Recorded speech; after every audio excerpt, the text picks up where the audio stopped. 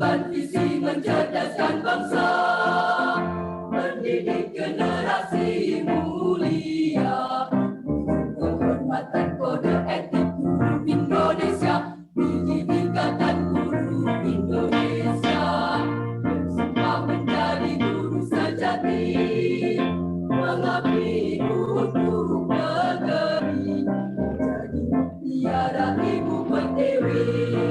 Jayalah IGI, majulah IGI, Ikatan Guru Indonesia.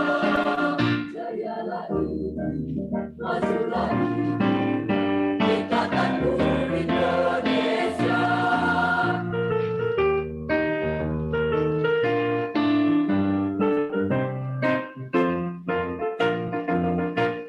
Ikatan Guru Indonesia mengutuk jujur dan profesional, menjadi pelopor perubahan, belajar kalau tidak belajar.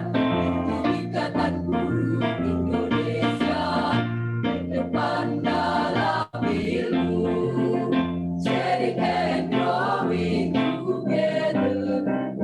Ikatan Guru Indonesia, jayalah IGI, majulah IGI, Ikatan Guru Indonesia.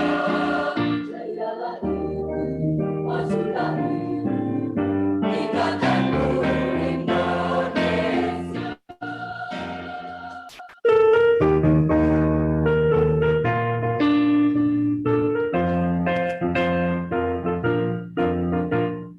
Ikatan Guru Indonesia mengemban visi mencerdaskan bangsa, mendidik generasi mulia, penghormatan kode etik guru Indonesia, biji ikatan guru Indonesia, bersama menjadi guru sejati, mengabdi untuk negeri, jadi mutiara ibu pertiwi.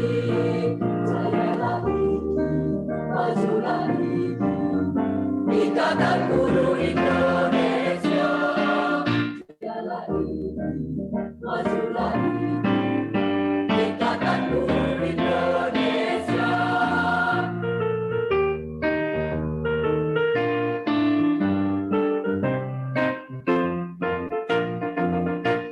Ikatan Guru Indonesia mengutuk jujur dan profesional, menjadi pelopor perubahan, belajar kalau tidak belajar. Ikatan Guru Indonesia ke depan dalam ilmu, sharing and growing together. Ikatan Guru Indonesia.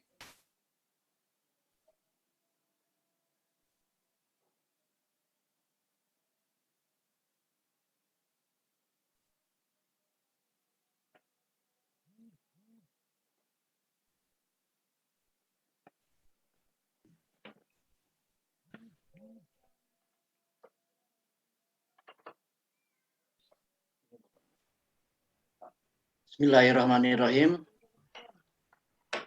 Assalamualaikum warahmatullahi wabarakatuh.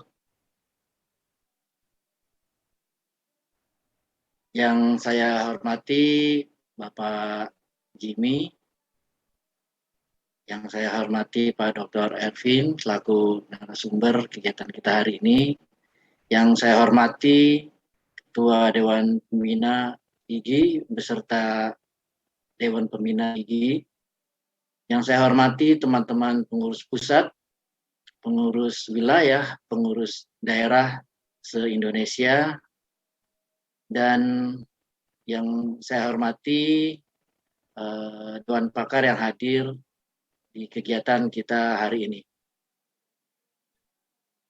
Jack Ma pernah berkata bahwa hari ini sulit, esok bisa jadi lebih sulit, dan lusa mungkin adalah hari yang indah. Tapi kebanyakan orang tertidur di malam harinya.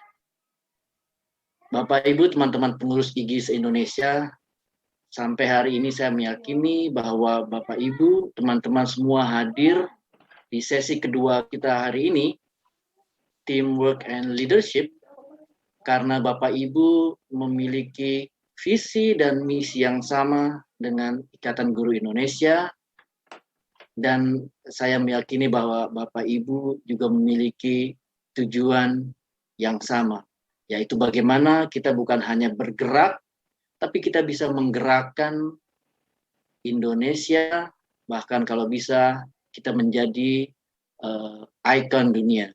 Karena sesuai dengan visi kepengurusan kita di 2021-2026, kita akan membangun IGI menjadi organisasi profesi berkelas dunia yang adaptif, inovatif, dan progresif. Juga kita bisa bersinergi dengan semua organisasi profesi guru yang ada di Indonesia. Tidak berpanjang kalam, selamat mengikuti sesi kedua, dan kita masih ada 6 sesi yang lain. Dan inilah di saat kita banyak kerjaan, banyak kegiatan, kita dituntut untuk bagaimana kita bisa bertanggung jawab atas apa yang sudah pernah kita niatkan, kita tuliskan, yang sudah pernah kita nyatakan dalam bentuk komitmen bahwa kita siap hadir di 8 kali pertemuan sesi pembekalan pengurus IGI se-Indonesia. Teman-teman, mari kita terus bergerak, menggerakkan untuk kebaruan. Assalamualaikum warahmatullahi wabarakatuh. Waalaikumsalam warahmatullahi wabarakatuh. Terima kasih kepada Bapak Danang Hidayatullah yang telah memberikan sambutan. Selanjutnya, sambutan yang kedua akan disampaikan oleh Bapak Ketua Dewan Pembina Ikatan Guru Indonesia, yaitu Bapak Dr. Marjuki MPD. Waktu dan tempat kami persilahkan.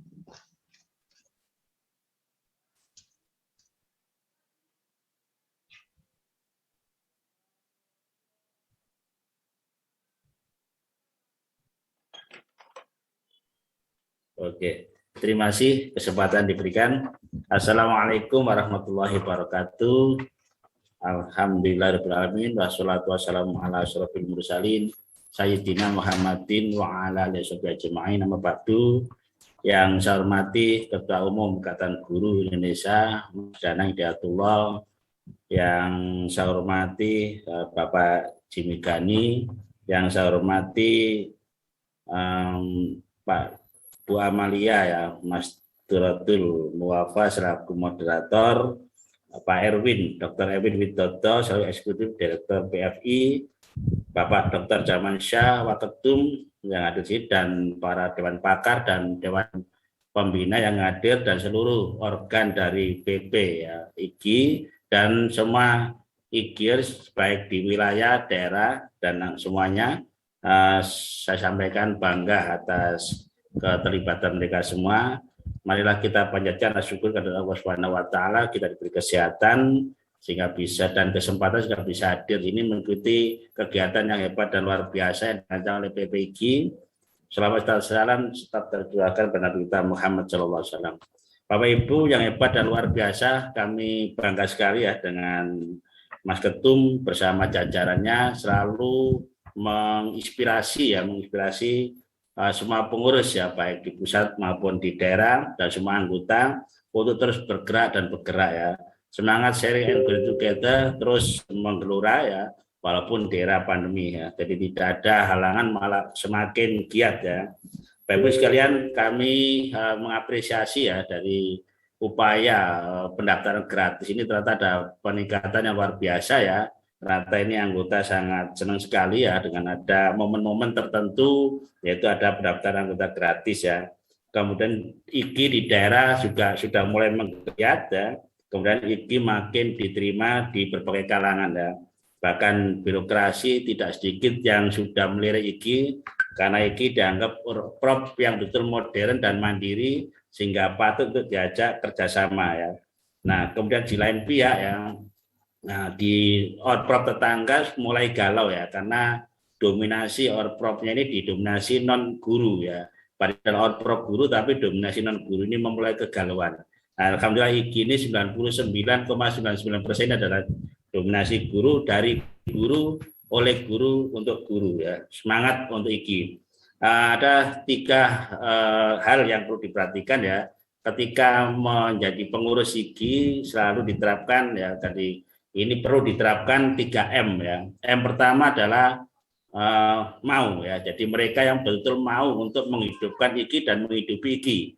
Jadi cari M pertama, mau ya. Yang kedua adalah mampu. Mereka memang memiliki kompetensi, memiliki kemampuan untuk bisa memimpin. Paling nggak dia di atas rata-rata temannya, sehingga ini nyambung ya. Pertama mau, yang kedua mampu, yang ketiga adalah melaku ya. Mau bergerak dan terus bergerak untuk sharing and growing together. Mudah-mudahan konsep 3M ini nanti dikombinasikan dengan PMO ini, IGI akan jaya dimanapun berada. Sukses selalu untuk semuanya. Saya sebut, kalau saya bilang IGI, jawabnya IGI yang muda luar biasa, gitu ya. Jadi IGI yang muda luar biasa. Saya mulai ya. IGI yang muda luar biasa. Terima kasih. Wassalamualaikum warahmatullahi wabarakatuh. Waalaikumsalam warahmatullahi wabarakatuh. Terima kasih, luar biasa sekali Bapak Marjuki. Baik, kita masuki acara yang kita tunggu-tunggu, yaitu pemaparan materi yang akan disampaikan oleh Bapak Ervin Widodo, dipandu oleh rekan saya, Ibu Amalia. Waktu dan tempat, saya persilakan. Baik, terima kasih banyak Ibu Desi selaku MC pada sore hari ini. Baik, saya mulai. Bapak Ibu hadirin sekalian, Assalamualaikum warahmatullahi wabarakatuh. Selamat sore, salam sejahtera untuk kita semuanya.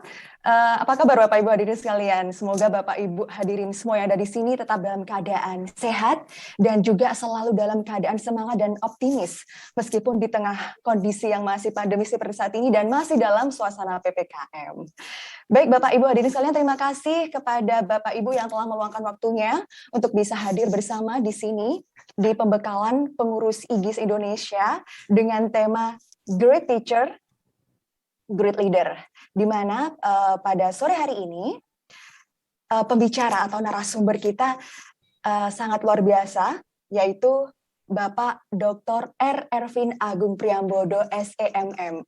Sebelum kita mendengarkan pemaparan beliau, alangkah baik jika kita sapa dulu Bapak narasumber kita hari ini, yaitu Bapak Dr. Ervin. Selamat sore, Assalamualaikum Bapak Dr. Ervin. Selamat sore, Mbak Amalia, Bu Amalia, apa kabar? Sehat selalu. Selamat sore, rekan-rekan IGI, Pak Ketum, Pak Ketua, Ketua Pembina, dan seluruh rekan-rekan IGI di seluruh Nusantara. Selamat sore, sehat selalu. Iya, sehat ya Bapak ya? Ya, insya Allah. Iya, oke, harus tetap sehat ya Pak ya.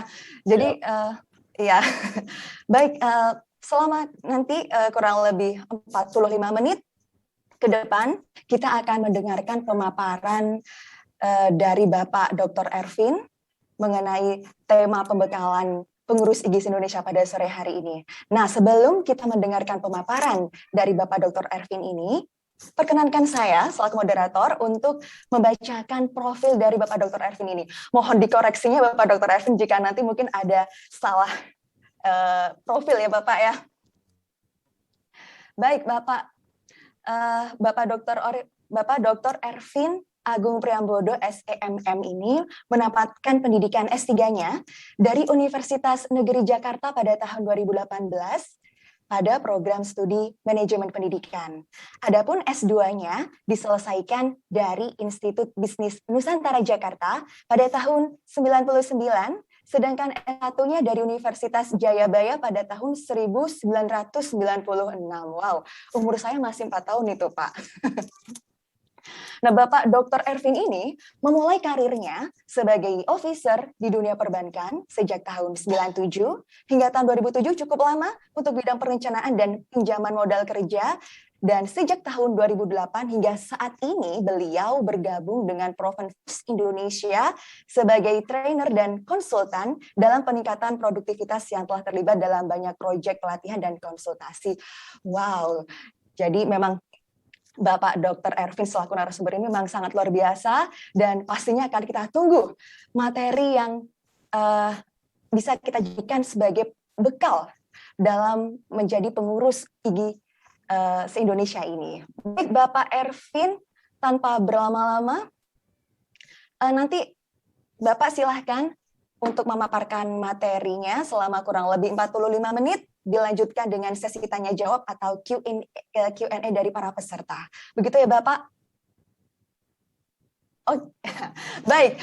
Oke, tanpa panjang lebar lagi, sepertinya Bapak, Ibu hadirin sekalian ini sudah tidak sabar mendengarkan pemaparan yang luar biasa dari Bapak Dr. Ervin. Waktu dan tempat kami persilakan. Silakan Bapak Dr. Ervin. Oke, terima kasih Ibu Amalia. Luar biasa, ternyata jarak usia tentangnya waktu itu saya sudah lulus mana-mana, itu masih kelas umur 4 SD ya. Umur 4 tahun. 4 tahun, iya Bapak sudah 96, sudah 1, saya baru 4 tahun Pak. Oke, nggak apa-apa. Tapi tetap semangat. Oke. Bapak dan Ibu, rekan-rekan semua yang kami hormati dan kami muliakan pada kesempatan sore hari ini, sungguh berbahagia pada kesempatan sore hari ini saya khususnya bisa berada di antara Bapak dan Ibu yang terhormat dan sangat luar biasa dari Sabang sampai Merauke. Semangatnya ini sangat terasa sekali sampai di sini, meskipun barangkali kita melalui virtual, ya, tapi ayo kita bangkitkan lagi semangat kita ini, jangan sampai berhenti.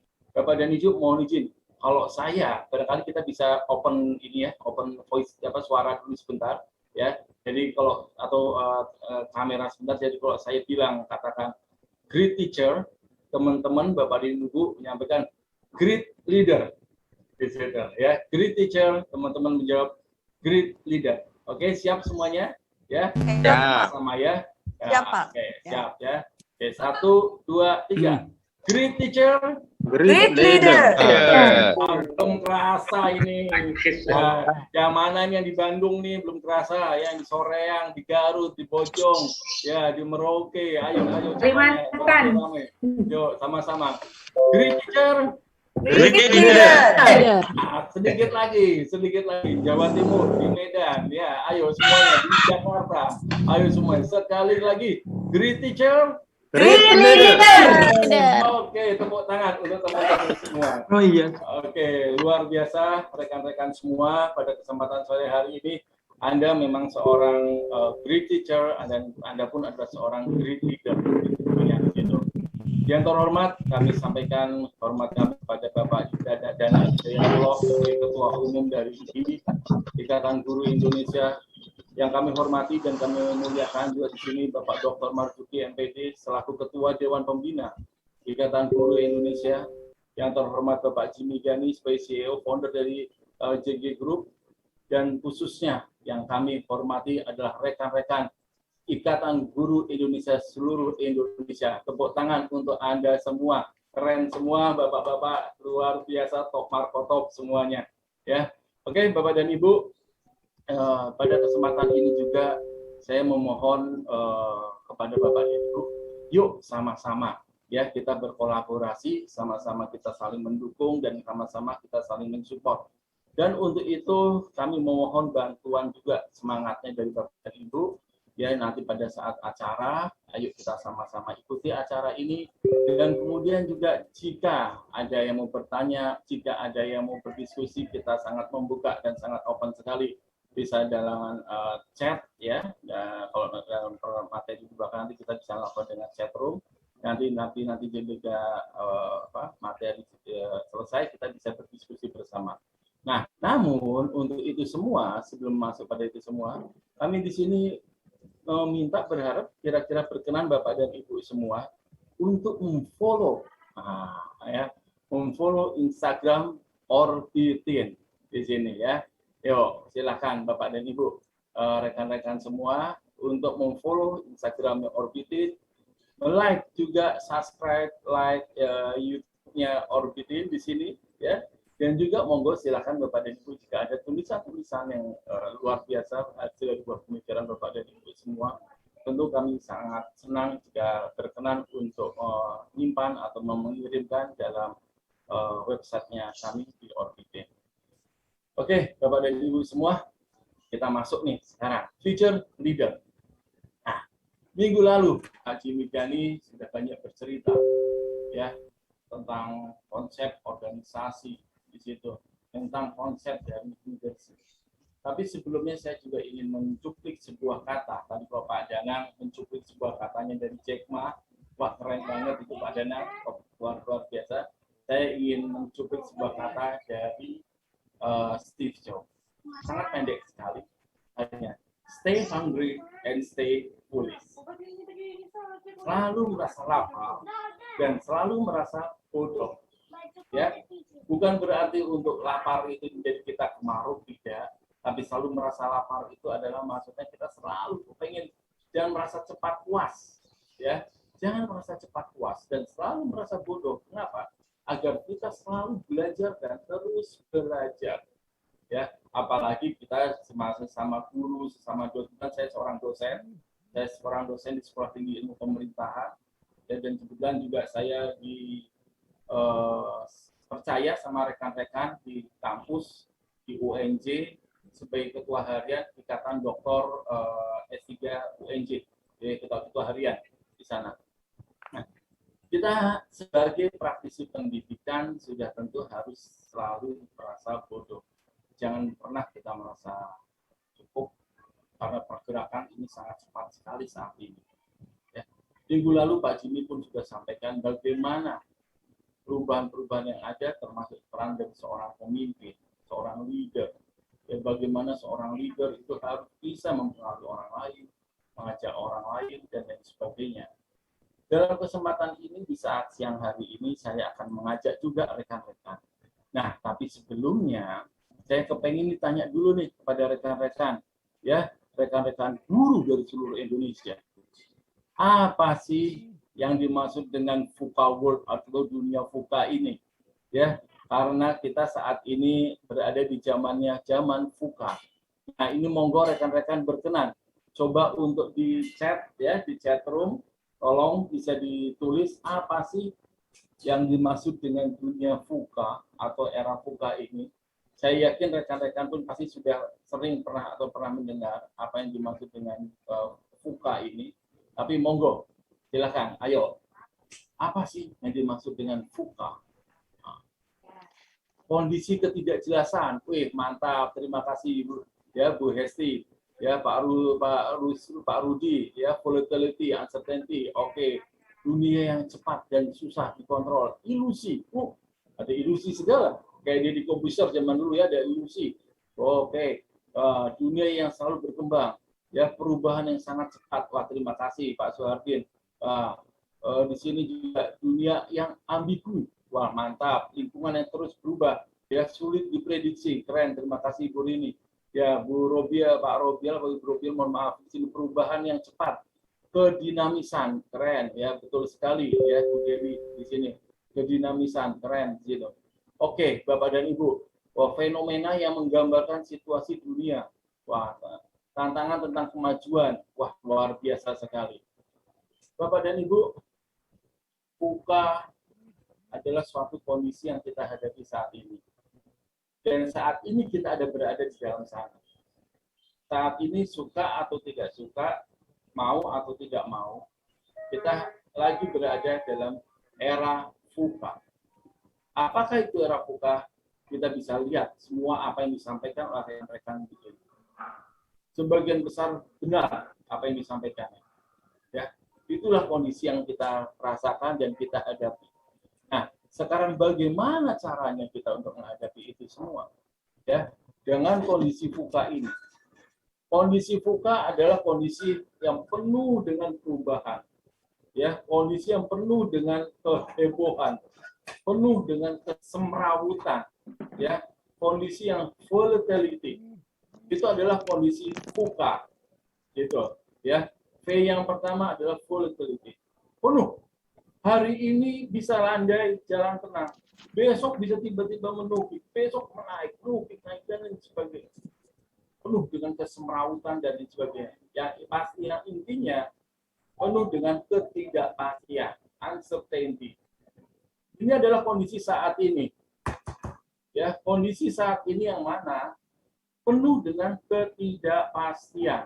Itu adalah kondisi yang kita hadapi yang kita rasakan. Dan kita pun harus menyadari dalam kondisi VUCA ini adalah kondisi yang penuh dengan kompleksiti. Kompleks. Ya, saling tertaut antara satu kejadian dan kejadian yang lain. Dan saling ketertautan ini sangat cepat sekali. Berbeda barangkali dengan zamannya saya atau zaman beberapa rekan-rekan yang seusia kolonial seperti saya. Ya, zaman kolonial dulu perubahan-perubahan itu bisa setahun sekali, 6 bulan sekali. Sekarang tidak setahun sekali, 6 bulan sekali, bisa per jam. Apa yang terjadi saat ini, sejam lagi sudah bisa jadi berubah. Sudah penuh dengan kedinamisan. Ya. Dan di sini karena perubahan yang sangat cepat, kondisi yang sangat berubah dengan naik turunnya, dan sangat tertaut itu sangat terhubung. Kejadian di satu tempat terhubung dengan tempat yang lain dan sangat cepat sekali. Ini sudah tentu membuat kita pun dalam kondisi yang ambigu, ya, atau galauisme. Nah, di situ ya kita jadi galau, gitu. Mana yang harus kita lakukan dan harus bagaimana kita melakukannya?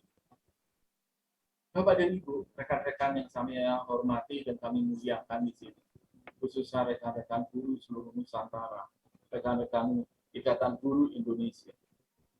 Ada suatu peribahasa yang mengatakan, jika guru kencing berdiri, murid kencing berlari. Itu sudah peribahasa sejak kita masih kecil dulu. Dan itu benar apa adanya. Kalau kita di sini gamang atau kita di sini ambigu dengan kondisi yang ada, kita galau dengan kondisi yang ada, kita bingung dengan kondisi yang ada, kita tidak kuat dengan kondisi yang ada. Bagaimana dengan nasib anak didik kita? Anak didik kita lebih bingung lagi, lebih semerawut lagi, lebih pusing lagi. Jadi emang kita ini mempunyai peran yang sangat luar biasa, Bapak Ibu. Rekan-rekan guru ini benar-benar seperti apa ya, malaikat tanpa sayap yang Tuhan kirimkan di muka bumi ini. Bapak dan Ibu ini mempunyai mandat dan amanah yang sangat besar sekali untuk menjaga jutaan anak manusia agar tetap berjalan di relnya menuju mimpi-mimpinya. Ini ada di tangan Bapak dan Ibu semua.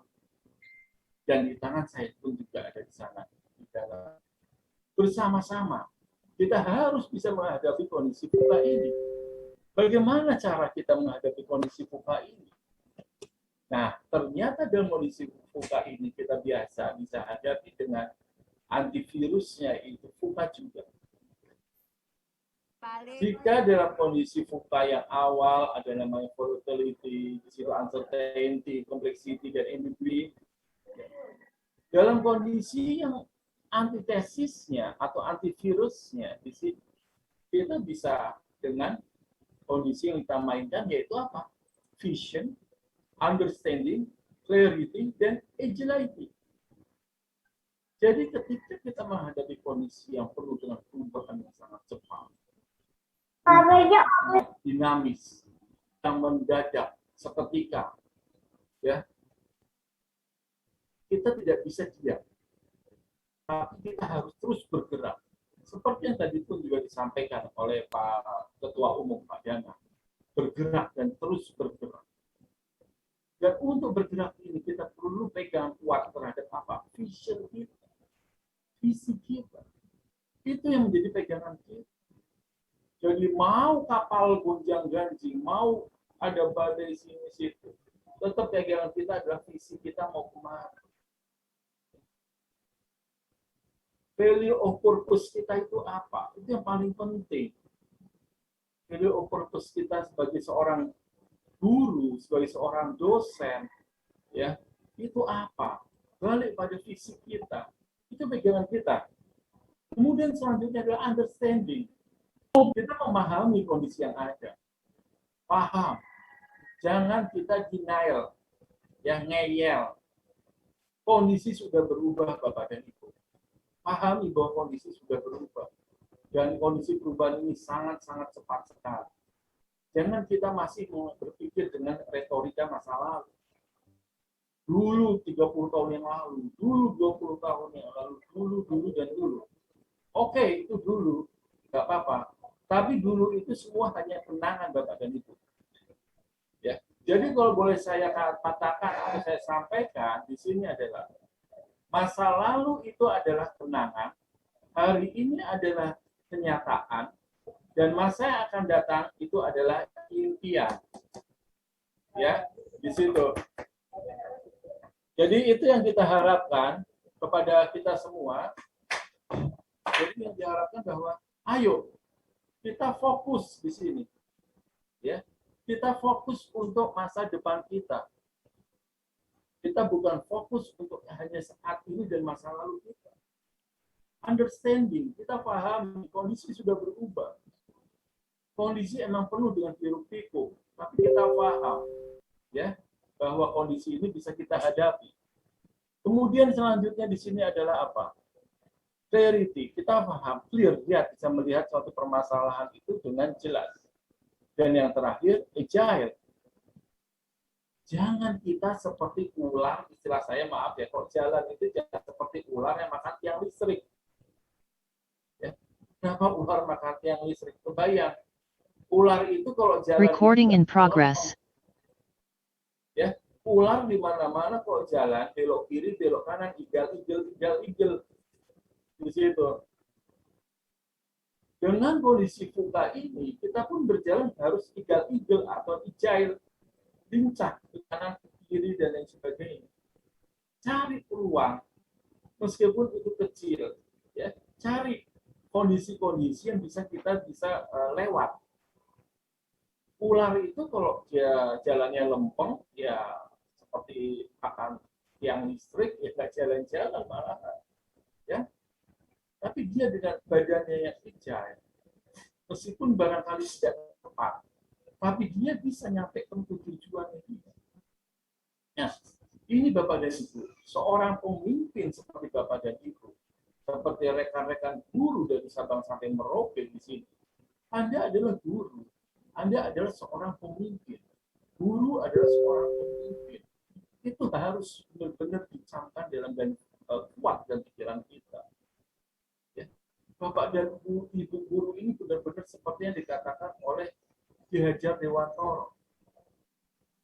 Ing ngarso sing tulodo, ing madyo mangun karso, tuturi handayani. Di situ. Ya.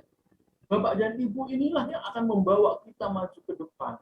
Membawa anak-anak kita maju ke depan. Bapak dan Ibu inilah pemimpin. Bapak dan Ibu inilah leader sejati. Bapak dan Ibu barangkali pernah dengar seorang jenderal besar Republik Indonesia yang bernama Sudirman. Sudirman sebelum masuk ke peta, profesinya adalah seorang guru. Kenapa dia bisa menjadi seorang pemimpin yang besar? Karena dia sudah biasa untuk memimpin. Setidaknya memimpin kelas, memimpin rekan-rekannya, dan membuat energi untuk mencapai tujuan. Nah, ini menjadi amanah dan menjadi mandat untuk kita semua sebagai seorang pendidik. Kita sebagai seorang pendidik tidak hanya mengajar, tapi juga mengajak, ya, mengajak teman-teman kita, mengajak rekan-rekan kita untuk bergerak mencapai tujuan. Tapi kondisi saat ini kita lagi kondisi VUCA, ya nggak apa-apa, hadapi kondisi VUCA itu. Nah, dalam menghadapi kondisi VUCA ini, menurut Stolz, ya, menurut Stolz di sini dalam bukunya Adversity Equation tahun 2006, itu kita harus memiliki kecerdasan adversity. Apakah yang dimaksud dengan kecerdasan adversity? Secara gampang atau secara singkat bisa saya simpulkan, kecerdasan adversity adalah merupakan suatu kemampuan seseorang, ya, untuk mempunyai merubah hambatan dan merubah tantangan menjadi suatu peluang. Itu kecerdasan adversity. Dan kecerdasan adversity pun di situ adalah suatu kemampuan seseorang untuk kuat, untuk bangkit dari rasa sakit. Itu kecerdasan aversif.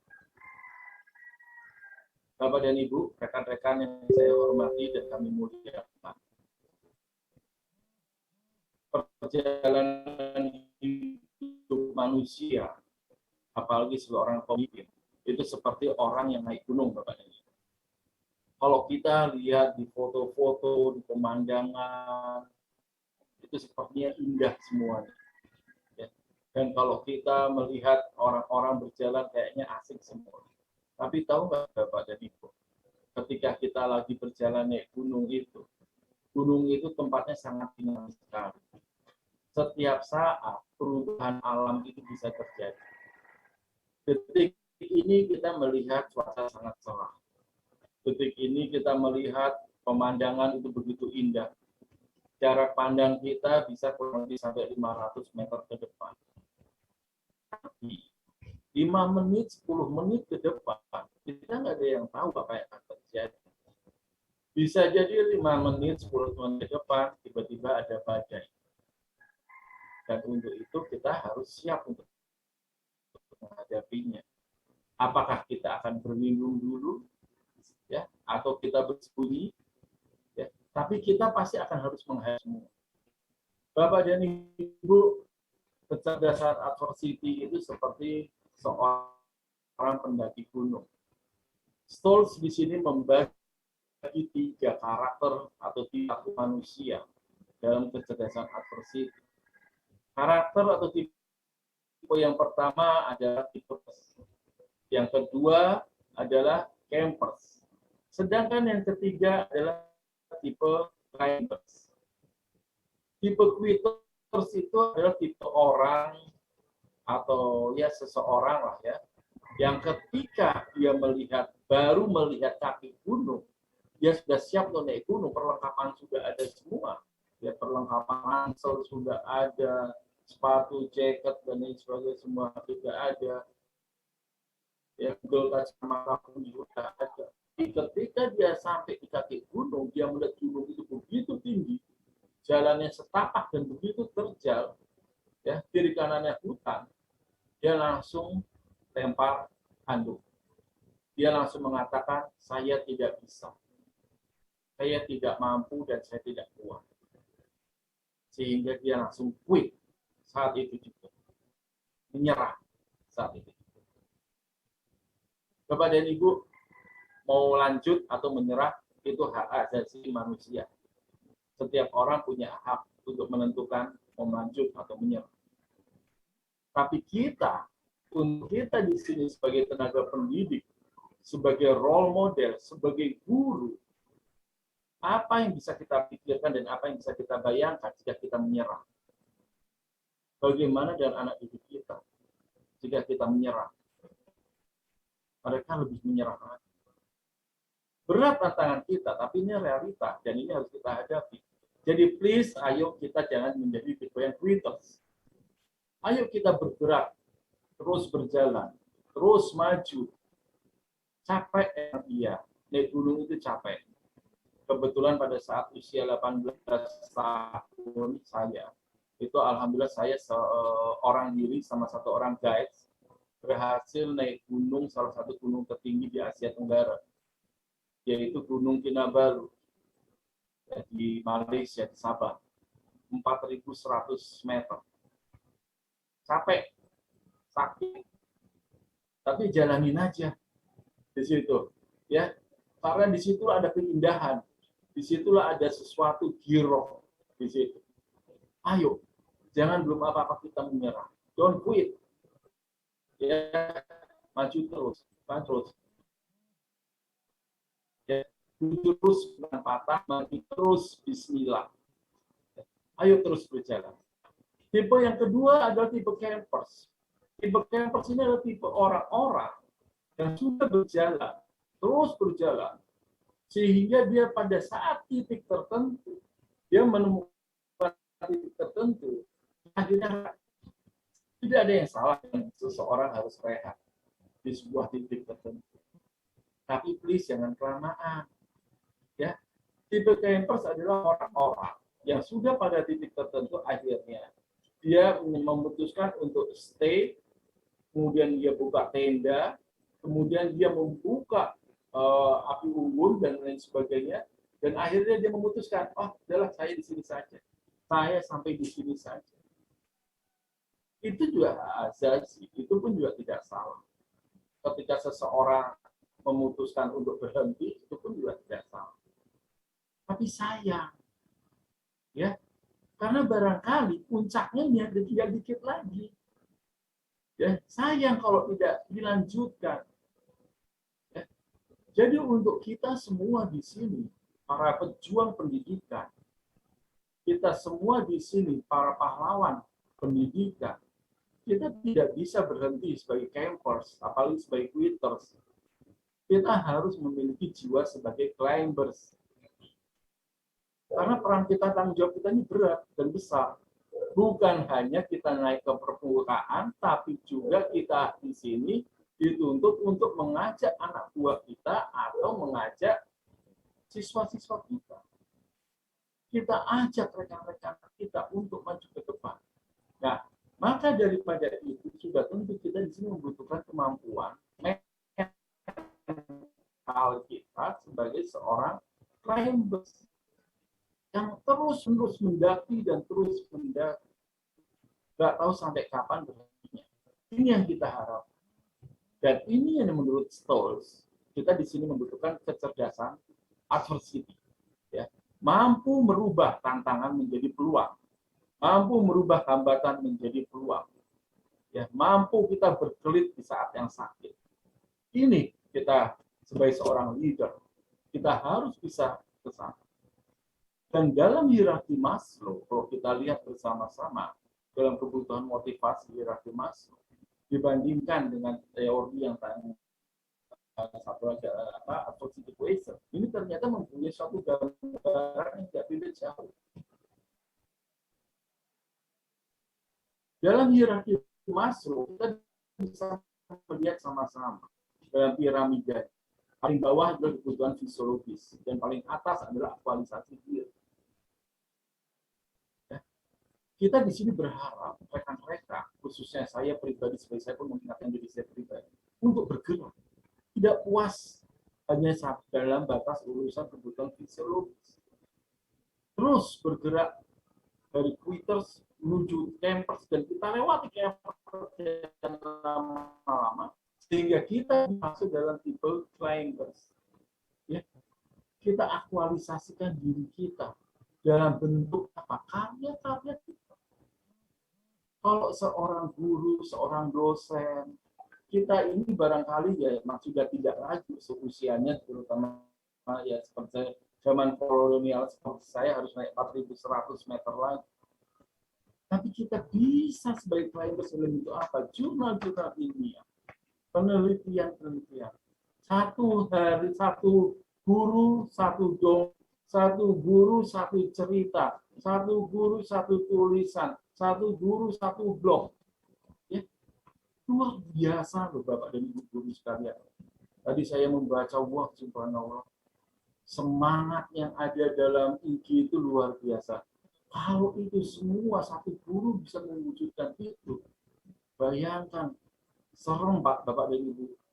Indonesia benar-benar bisa akan menjadi macan Asia.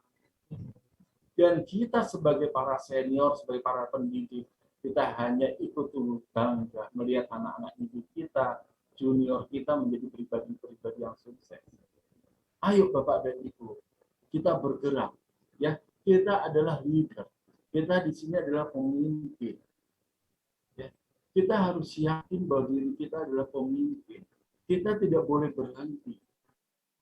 Kalau kita berhenti, yang di belakang akan lebih berhenti. Bayangkan kita ini seperti lokomotif Bapak dan Ibu. Kereta itu kalau lokomotifnya berhenti, buntutnya, ekornya berhenti semua. Jadi kita ini harus terus bergerak. Meskipun capek, meskipun letih, teruslah bergerak. Don't quit. Ya, ayo. Pilih tipikal Anda seperti apa. Nah, di sini ada beberapa tipe. Ada quitters, campers, dan climbers. Bapak dan Ibu, semua orang mempunyai hak untuk memilih. Tapi Tuhan memberikan amanah dan mandat kepada kita di sini untuk mencerdaskan anak bangsa. Jutaan anak bangsa itu berharap dari kita. Jutaan anak bangsa dan orang tua itu menaruh harap dan mimpi dari kita. Kalau kita menyerah di awal, bagaimana dengan mereka? Kalau kita tidur di campers, bagaimana dengan mereka? Kita harus bangkit dan kita harus naik terus, naik terus. Kita ajak mereka, kita dorong mereka, kita motivasi mereka. Dan yang bisa mengajak itu kita semua, para guru. Ini penting sekali. Kita harus tunjukkan bagi kita sebagai pemimpin yang kuat. Pemimpin yang mampu mempengaruhi rekan-rekan. Pemimpin yang mampu mengajak rekan-rekan. Pemimpin yang bisa menginfluence, memotivasi. Maka di sini kesempatan ini, sedikit saya mengutip, yaitu kita berharap kita semua menjadi transformational leader. Pemimpin transformasional. Karena kuncinya adalah berubah transformasi itu. Jadi di sini kita harus bisa mengajak, menginspirasi, menginfluence, memotivasi rekan-rekan kita, sesama guru, anak didik kita, untuk bertransformasi, untuk menjadi lebih hebat, lebih maju, lebih sukses, lebih mulia dibandingkan dengan kita. Ingat, salah satu nanti ketika, terutama mohon maaf untuk yang sebagai orang Muslim, nanti ketika kita pulang, salah satu yang akan kita bawa itu cuma hanya ilmu yang bermanfaat yang kita amalkan. Dan inilah yang kita curahkan pada anak didik kita, pada rekan-rekan. Kita di sini harus menjadi transformational leader. Kita harus mempengaruhi, mengajak, memberikan inspirasi. Kita menjadi role model bagi rekan-rekan kita. Kita menjadi contoh bagi rekan-rekan kita. Itu. Bapak dan Ibu, anak didik kita, rekan-rekan kita, keluarga kita di rumah, ketika kita menjadi seorang leader, ketika kita menjadi seorang pemimpin, mereka mendengarkan kita. Itu bukan dari apa yang kita katakan. Ya. Tapi mereka mendengarkan kita dari apa yang kita lakukan. Bukan dari apa yang kita katakan, tapi apa yang kita lakukan. Sejuta kata kita mengatakan harus ini, harus itu, harus ini, harus itu, sedangkan kita tidak lakukan itu semua, selesai. Jadi, kita dululah yang harus bergerak. Kita dululah yang harus menginisiatif. Kita dululah yang harus mengajak, memotivasi rekan-rekan kita. Karena kita di sini sebagai role model, sebagai contoh. Ini memang amanah yang berat, Bapak dan Ibu. Tanggung jawab yang sangat mulia sekali, Bapak dan Ibu. Dan itu ada di genggaman tangan Bapak dan Ibu dan pundak Bapak dan Ibu. Dan Anda, saya, kita semua sudah memilih profesi ini. Take it or leave it. Ya, kita sudah memilih profesi ini, profesi yang mulia. Ayo, lanjutkan. Jangan pernah berhenti. Ketika Jepang hancur lebur dalam Perang Dunia Kedua, Hirohito tidak bertanya berapa banyak jenderal yang masih hidup. Tapi Hirohito hanya bertanya berapa banyak guru yang masih hidup. Karena satu orang guru bisa menciptakan jutaan jenderal. Dan di tangan kita, itu insya Allah kita bisa ciptakan itu semua. Kita the great leader. Kita adalah great leader, kita adalah great teacher. Kita adalah great teacher, dan kita adalah great leader. Great teacher, great leader, great leader, great teacher. Itu kita harus pegang. Kita harus yakin bahwa kita itu pemimpin. Dan kita adalah pemimpin yang bisa amanah, yang bisa memberikan contoh.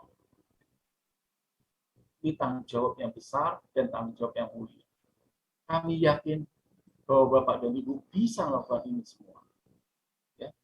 Nah, dalam seorang pemimpin, itu ada 8 perilaku. Minggu lalu juga Pak Jimmy sudah sampaikan.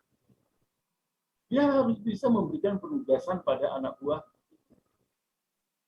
Seorang pemimpin adalah seorang manajer yang hebat.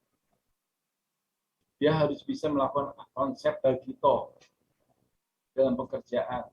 Bagito itu bagi roto. Ya. Jadi ketika ada satu pekerjaan, ada suatu penugasan, dibagi pekerjaan itu. Tidak digenggam sendirian. Kita bukan Superman, Bapak dan Ibu. Kita adalah super team. Ya. Jadi jangan beban pekerjaan itu kita pegang sendiri. Kita bagi dengan rekan-rekan kita. Kita berikan penugasan bagi rekan-rekan kita. Yang hebat itu bukan kita sendiri, Bapak Ibu. Yang hebat adalah rekan-rekan kita. Kita hanya menjadi fasilitator bagi mereka. Kita hanya sebagai kontributor bagi mereka. Mereka lah yang hebat. Tuturi handayani. Ngarso insulu tulodo imadio manuntarso. Kita bagi tugas kepada rekan-rekan kita sesuai dengan kompetensinya, sesuai dengan keahliannya. Dia ahli berhitung, silakan di bidang berhitung. Dia ahli bisa bernyanyi, silakan di bidangnya. Dia ahli telematika, silakan di bidang telematika. Berikan ruang agar rekan-rekan kita dalam bekerja itu dalam bahagia. Mereka bekerja dengan sukacita, sesuai dengan kompetensinya mereka miliki. Kita bagi pekerjaan itu. Ya, beri penugasan dalam pekerjaan. Beri penugasan dan juga kemudian beri arahan. Jadi tidak hanya kasih tugas, tapi juga kasih arahan. Ini caranya bro, ini caranya mas, ini caranya mbak, ya gini caranya pak, gini caranya bu. Kita lewat sini, bapak lewat sini, lewat situ, dan lain sebagainya. Beri arahan yang jelas. Minggu lalu barangkali kita sama-sama mendengar bagaimana cerita dari Pak Jimmy tentang Carlos penjual kuda. Hanya karena arahannya yang kurang jelas, tidak spesifik, tidak smart, hasilnya ekspektasinya dibuat semua. Anaknya juga kasihan, bapaknya juga kasihan akhirnya dalam proses cerita Carlos penjual kuda tersebut. Sayang sekali. Jadi seorang pemimpin harus memberikan arahan. Setelah arahan itu diberikan, biarkanlah dia berjalan, menggelinding, berproses, ya, berproses. Tugas kita apa? Tugas kita hanya mau-follow up. Sudah sampai di mana, Mas? Sudah sampai di mana, Mas? Apa kesulitannya? Apa kendalanya? Apa yang bisa saya bantu? Apa yang bisa saya tolong? Tugas pemimpin bukan sibuk dengan setiap hari Senin mensemeni. Ya?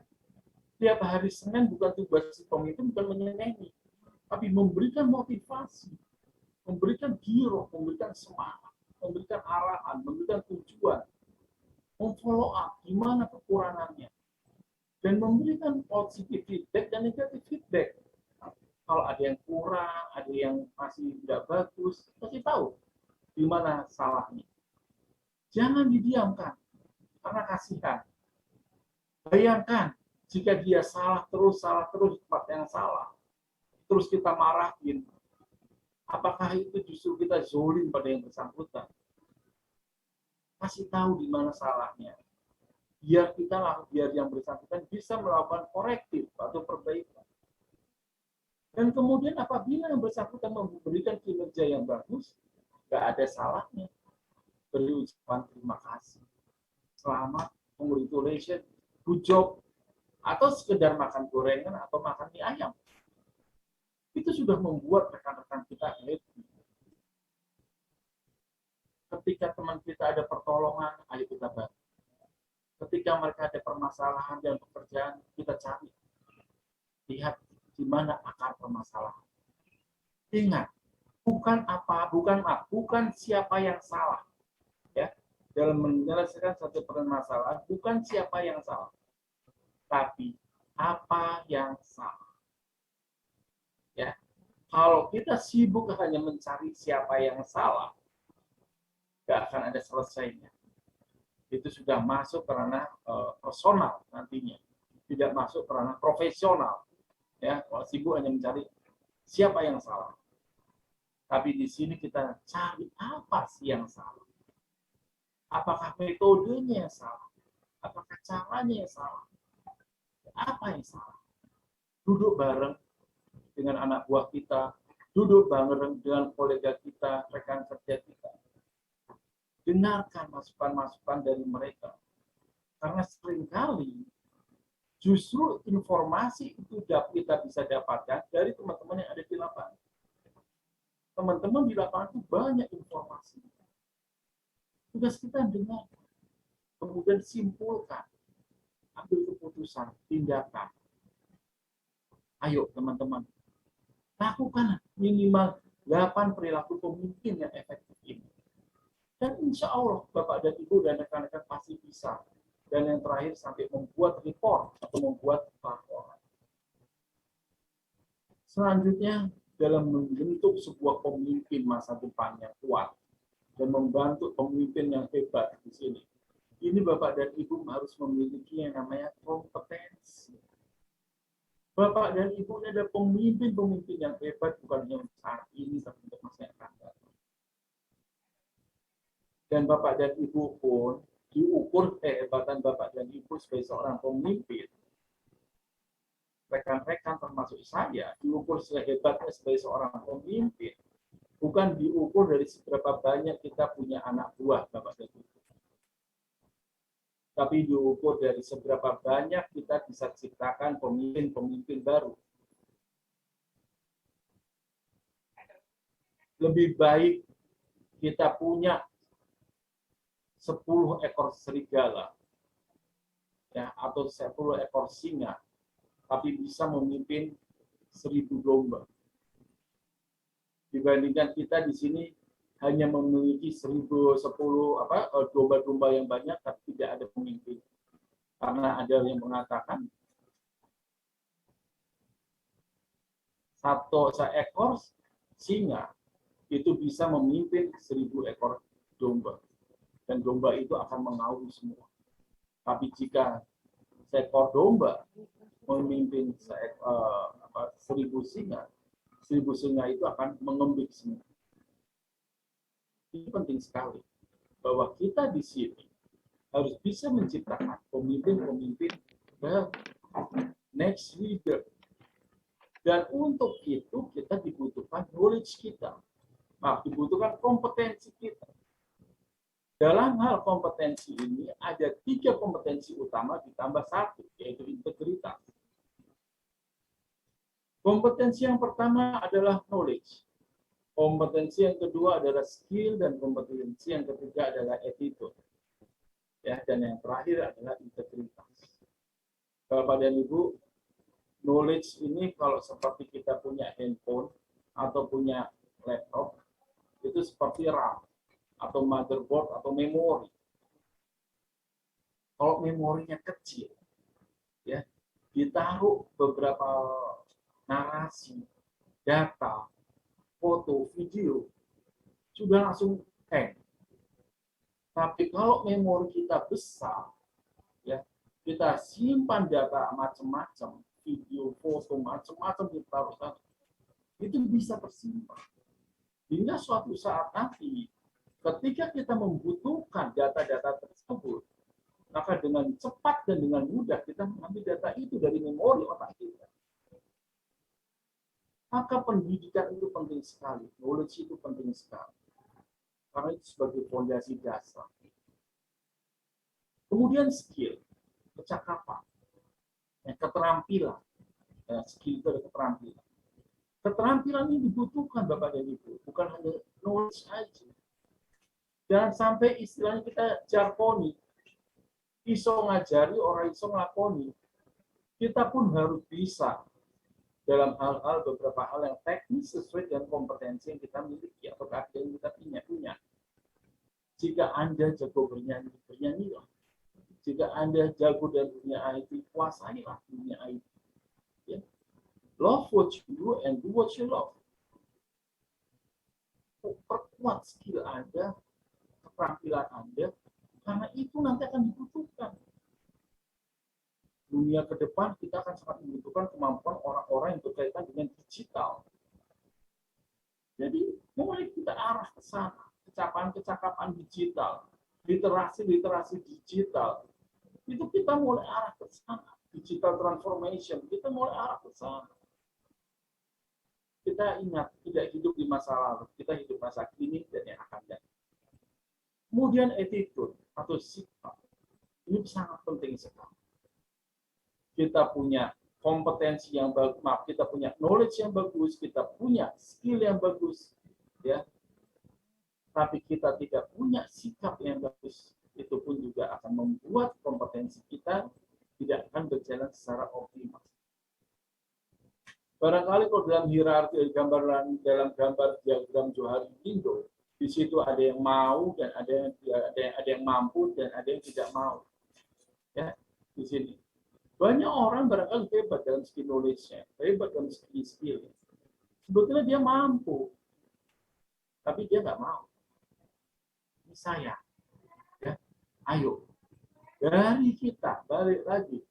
Seorang pemimpin itu harus dari diri sendiri, karena pemimpin transformasional itu dari dirinya sendiri. Seorang pemimpin transformasional adalah seorang agent of change, agen perubahan. Ya. Jadi harus dari diri kita yang mempunyai attitude, mempunyai sikap. Kita tunjukkan kedisiplinan kita tunjukkan semangat kita tunjukkan gairah kita. Ya. Maka saya di sini sangat mengapresiasi kepada rekan-rekan IGI, Ikatan Guru Indonesia, yang sampai saat ini ada 304 orang termasuk saya ya di sini yang hadir dalam ruangan ini. Anda luar biasa. Anda mempunyai attitude yang baik dan Anda orang-orang yang mempunyai attitude yang luar biasa. Selanjutnya yang terakhir dan keempat adalah integrity atau integritas. Integritas ini penting sekali Bapak dan Ibu.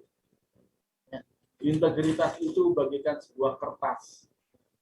Ya, sebuah kertas yang bersih polos.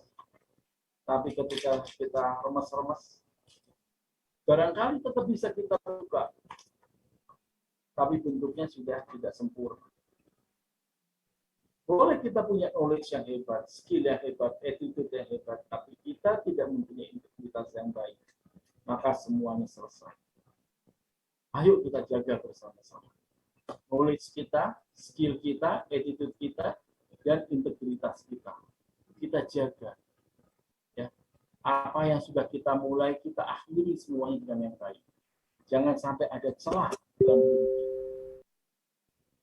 Nah, dalam persaingan dunia saat ini, dan dunia VUCA, ini pun kita harus memiliki kompetensi kecakapan, yaitu apa? Adaptasi, kolaborasi, dan inovasi. Zaman sudah berubah, seorang pemimpin harus dia yang pertama berubah. Dia yang harus pertama beradaptasi. Jangan pernah Anda berharap atau kita berharap anak buah kita yang berubah sebelum kita yang berubah. Kita dulu yang pertama harus berubah. Mengikuti kondisi yang ada, beradaptasi dengan kondisi yang ada. Di mana bumi dipijak, di situ langit dijunjung. Kita beradaptasi.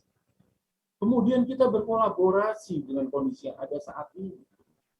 Mata kita cuma 2, kuping kita cuma 2, tangan kaki kita cuma 2.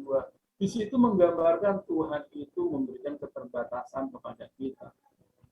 Tapi God is good, atau Tuhan itu baik. Kita punya teman, kita punya saudara, kita punya sahabat. Apalagi di IGI, sahabatnya seluruh Indonesia. Dari Sabang sampai Merauke. Berkolaborasilah dengan rekan-rekan kita semua ini. Dengan sahabat-sahabat kita semua ini. Berkolaborasi. Jangan kita paksakan diri kita harus menjadi unggul sendirian. Bersama-sama. Kamu bisa apa? Saya bisa ini. Kamu bisa apa? Saya bisa ini. Ayo main bareng. Ya. Sebuah orkestra itu nggak ada yang main saxophone sendirian. Tidak ada yang main trompet sendirian. Tidak ada yang main drum sendirian. Semua alat musik dalam orkestra dalam satu tubuh sendirian. Tidak. Dibagi-bagi semuanya. Kolaborasi aja. Dan dengan itu, maka hasilnya akan lebih cepat, lebih bagus, lebih mulia, dan lebih indah. Selanjutnya apa? Inovasi. Perubahan adalah kenyataan. Disruption adalah realita. Mau atau tidak mau, saat ini kita ada di zaman disruption. Revolusi industri 4.0, society 5.0, ini kita ada di dalam. Mau nggak mau, suka nggak suka, gaptek atau nggak gaptek, ya sudah, kita harus inovasi. Terus terang saya sendiri pun termasuk yang gaptek juga dengan teknologi. Namun dalam hal ini saya belajar. Belajar untuk berinovasi, belajar sama junior-junior. Belajar termasuk dengan rekan-rekan kami di Orbit, anak-anak muda yang hebat-hebat, anak muda yang lebih cepat. Kalau dalam dinosaurus itu kan ada kelompok yang besar-besar. Nah, barangkali kami tidak yang terlalu besar, tapi yang sedang, kami kelompok yang T-Rex, ya. Dan tapi rekan-rekan kita yang muda-muda ini rekor, yang lebih lincah. Kita kolaborasi, kita lakukan inovasi teknologi. Dan terbukti dengan teknologi inovasi ini kita bisa bertemu saat ini. Dari Sabang sampai Merauke. Ini tidak pernah kita bayangkan dahulu bisa terjadi seperti saat ini. Tidak pernah kita bayangkan. Pada saat hampir 3-4 tahun yang lalu saya selesai doktoral saya membuat suatu riset di sebuah perguruan tinggi ternama. Di situ saya meriset tentang e-learning, ya, e-learning, pembelajaran jarak jauh seperti saat ini. Dan saat itu pun, ya, sebagian masih meragukan bahwa hal ini bisa terjadi, bahwa e-learning itu bisa, proses pembelajaran jarak jauh itu bisa terjadi. Pada saat itu saya katakan, ini pasti akan terjadi, dan ini bisa. Dan pada saat itu saya dilombakan dan tidak menang. Saya nomor 2. Ya. Karena emang jurinya barangkali pada saat itu belum percaya. Tapi sekarang terjadi. Ya. Inovasi teknologi terjadi. Ayo Bapak dan Ibu, satu blogger, ya, satu email, satu teknologi atau apapun, ya, ayo kita kembangkan. Jangan pernah berhenti. Minggu lalu Pak Jimmy pun pernah menyampaikan dan bertanya, pemimpin itu dilahirkan atau diciptakan. Pak Jimmy pun juga menyimpulkan, saya tambahkan sedikit di sini, bahwa menurut Ronald Ericcio 2012, bahwa seorang pemimpin itu ternyata 2/3-nya itu hasil karena diciptakan. Hanya 1/3 yang karena dilahirkan. Jadi seperti kita semua di sini, Tuhan sudah memberikan bakat bagi kita sebagai seorang pemimpin. Setiap orang adalah pemimpin di muka dunia, di muka bumi. Saya, Anda, kita semua adalah pemimpin di muka bumi. Hanya tinggal kita kembangkan dan kita optimalkan kompetensi kita dalam kepemimpinan tersebut. Karena apa? 2/3 itu diciptakan. Dan saya pesan kepada dalam kesempatan ini adalah, Bapak dan Ibu, saya, kita semua adalah pemimpin masa yang akan datang. Dan seorang pemimpin itu tidak diukur dari seberapa banyak dia punya anak buah, tapi seberapa banyak dia bisa menciptakan pemimpin-pemimpin baru. Maka ayo Bapak dan Ibu, teman-teman semua, Anda para pemimpin, ayo ciptakan pemimpin-pemimpin baru. Kader-kader baru, junior-junior Anda yang baru, ayo ciptakan. Saya pun adalah bagian dari proses diciptakan. Pada saat kuliah, saya diajak oleh sahabat saya, oleh rekan saya, ya di sini juga insya Allah hadir Bapak Suwandi, untuk ikut latihan dasar kepemimpinan. Itu momen titik di mana saya pun belajar menjadi seorang pemimpin. Yang tadinya saya hanya sebagai mahasiswa kupu-kupu atau mahasiswa kunang-kunang, kuliah pulang, kuliah nangkring, kuliah pulang, kuliah nangkring. Sahabat saya mengajak, Fit, ayo menjadi mahasiswa kura-kura. Kuliah rapat, kuliah rapat, kuliah rapat. Dan akhirnya saat inilah terjadi. Alhamdulillah. Ya, jadi kita semua adalah orang-orang yang diciptakan. Dan untuk itu, ayo kita sama-sama maju ke depan. Nah, ini kita lihat nih. Bapak dan Ibu pasti pernah atau lihat film ini. Bapak Dokter, mohon maaf. Waktunya, iya, 1 menit Waduh. lagi ya. Oke. Sebelum waktunya selesai, saya hanya ingin tanya, ini saya skip aja kalau gitu. Ya. Nah, saya langsung seperti sini. Ya. Kita pasti tahu dan pernah lihat suatu fenomena alam tentang angsa. Ya, ini fenomena alam tentang angsa. Di mana angsa itu dalam proses berterbang, dia tidak sendirian, dia bersama-sama. Dan yang menariknya, mereka ini terbang dengan suatu cara, ya, suatu cara. Nah, disinilah kita gambarkan di sini kepemimpinan angsa. Ketika angsa terbang, dia menggunakan suatu formasi huruf V. Ternyata itu memberikan pengaruh besar terhadap 70% untuk mereka cepat terbang di situ. Ya. Dan ketika mereka bergerak itu membuat potensi mereka jadi jauh lebih mudah dan lebih cepat. Ini yang kita harapkan, kita pun sebagai manusia, sebagai seorang pemimpin, ayo kita bekerja bersama. Ketika kita bekerja bersama, kita 71% kekuatan kita itu akan menjadi lebih cepat dan menjadi lebih baik. Ya. Dan ketika mereka bekerja pun mereka saling memberikan motivasi antara satu dengan yang lainnya. Tidak lepas dalam formasi tersebut. Ya. Terus formasi itu untuk memecahkan apa? Untuk memecahkan angin, batasan angin atau hambatan angin ada di depannya. Ya. Dan ini harus kita lakukan bersama-sama. Ya. Ayo, kalau angsa saja bisa melakukan hal-hal yang hebat seperti ini, tidak ada salahnya kalau kita pun bisa lakukan hal-hal yang hebat seperti mereka.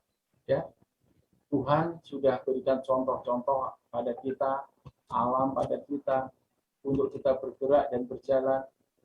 Tinggal mau atau tidak, untuk kita membangun sebuah tim yang baik. Together, everyone achieve more. Ya, together, everyone achieve more. Bersama-sama kita mendapatkan hal yang lebih tinggi lagi. Dan untuk itu, dalam membangun sebuah teamwork yang baik, yang pertama, please, harus ada saling percaya atau trust. Itu modal dasar sebuah tim. Trust. Seorang pemimpin harus trust pada anak buahnya. Kalau sudah nggak ada rasa percaya, selesai. Pembagian tugas yang adil. Adanya penghargaan kepada anak buahnya atas kinerjanya, bangun iklim komunikasi yang baik. Saling support satu dengan yang lainnya, dan terakhir kita harus membangun respect. Even itu anak buah kita yang usianya barangkali seusia anak kita atau cucu kita, tapi mereka adalah pemimpin masa depan. Kita respect pada mereka, bukan pada waktunya sekedar lihat usianya, tapi mereka adalah umat manusia yang ke depan mereka pun akan menjadi pemimpin seperti kita. Bangun pemimpin-pemimpin baru. Dan terakhir dari salam kata dari saya, tidak ada pelaut handal yang lahir dari laut yang tenang. Semua pelaut handal adalah anak atau putra sang badai. Selamat kepada Anda semua, rekan-rekan semua, guru-guru dari seluruh Indonesia, Ikatan Guru Indonesia dari Sabang dan Merauke. Suatu kebanggaan dan kehormatan bagi saya. Jadilah pemimpin yang hebat. Ajalah adik-adik anak kita, teman-teman, junior Anda, tim Anda, untuk masuk dalam badai. karena disitulah kawasan di muka Anda akan diputihkan. Terima kasih, mohon maaf jika ada khilaf dan ada salah dari saya. Terima kasih Mbak Amalia yang sudah mengingatkan, karena mohon maaf kalau saya terlalu bersemangat, bisa sampai nanti sholat tahajud belum selesai. Ya, mohon maaf lahir batin. Selamat sore, wassalamualaikum warahmatullahi wabarakatuh. Great teacher, great leader. Great leader. Oke, waalaikumsalam warahmatullahi wabarakatuh. Terima kasih Bapak, luar biasa. Mungkin kita berikan sambutan yang meriah dulu kepada Bapak Dr. Ervin. Tepuk tangan virtual. Oke, Bapak luar biasa sekali.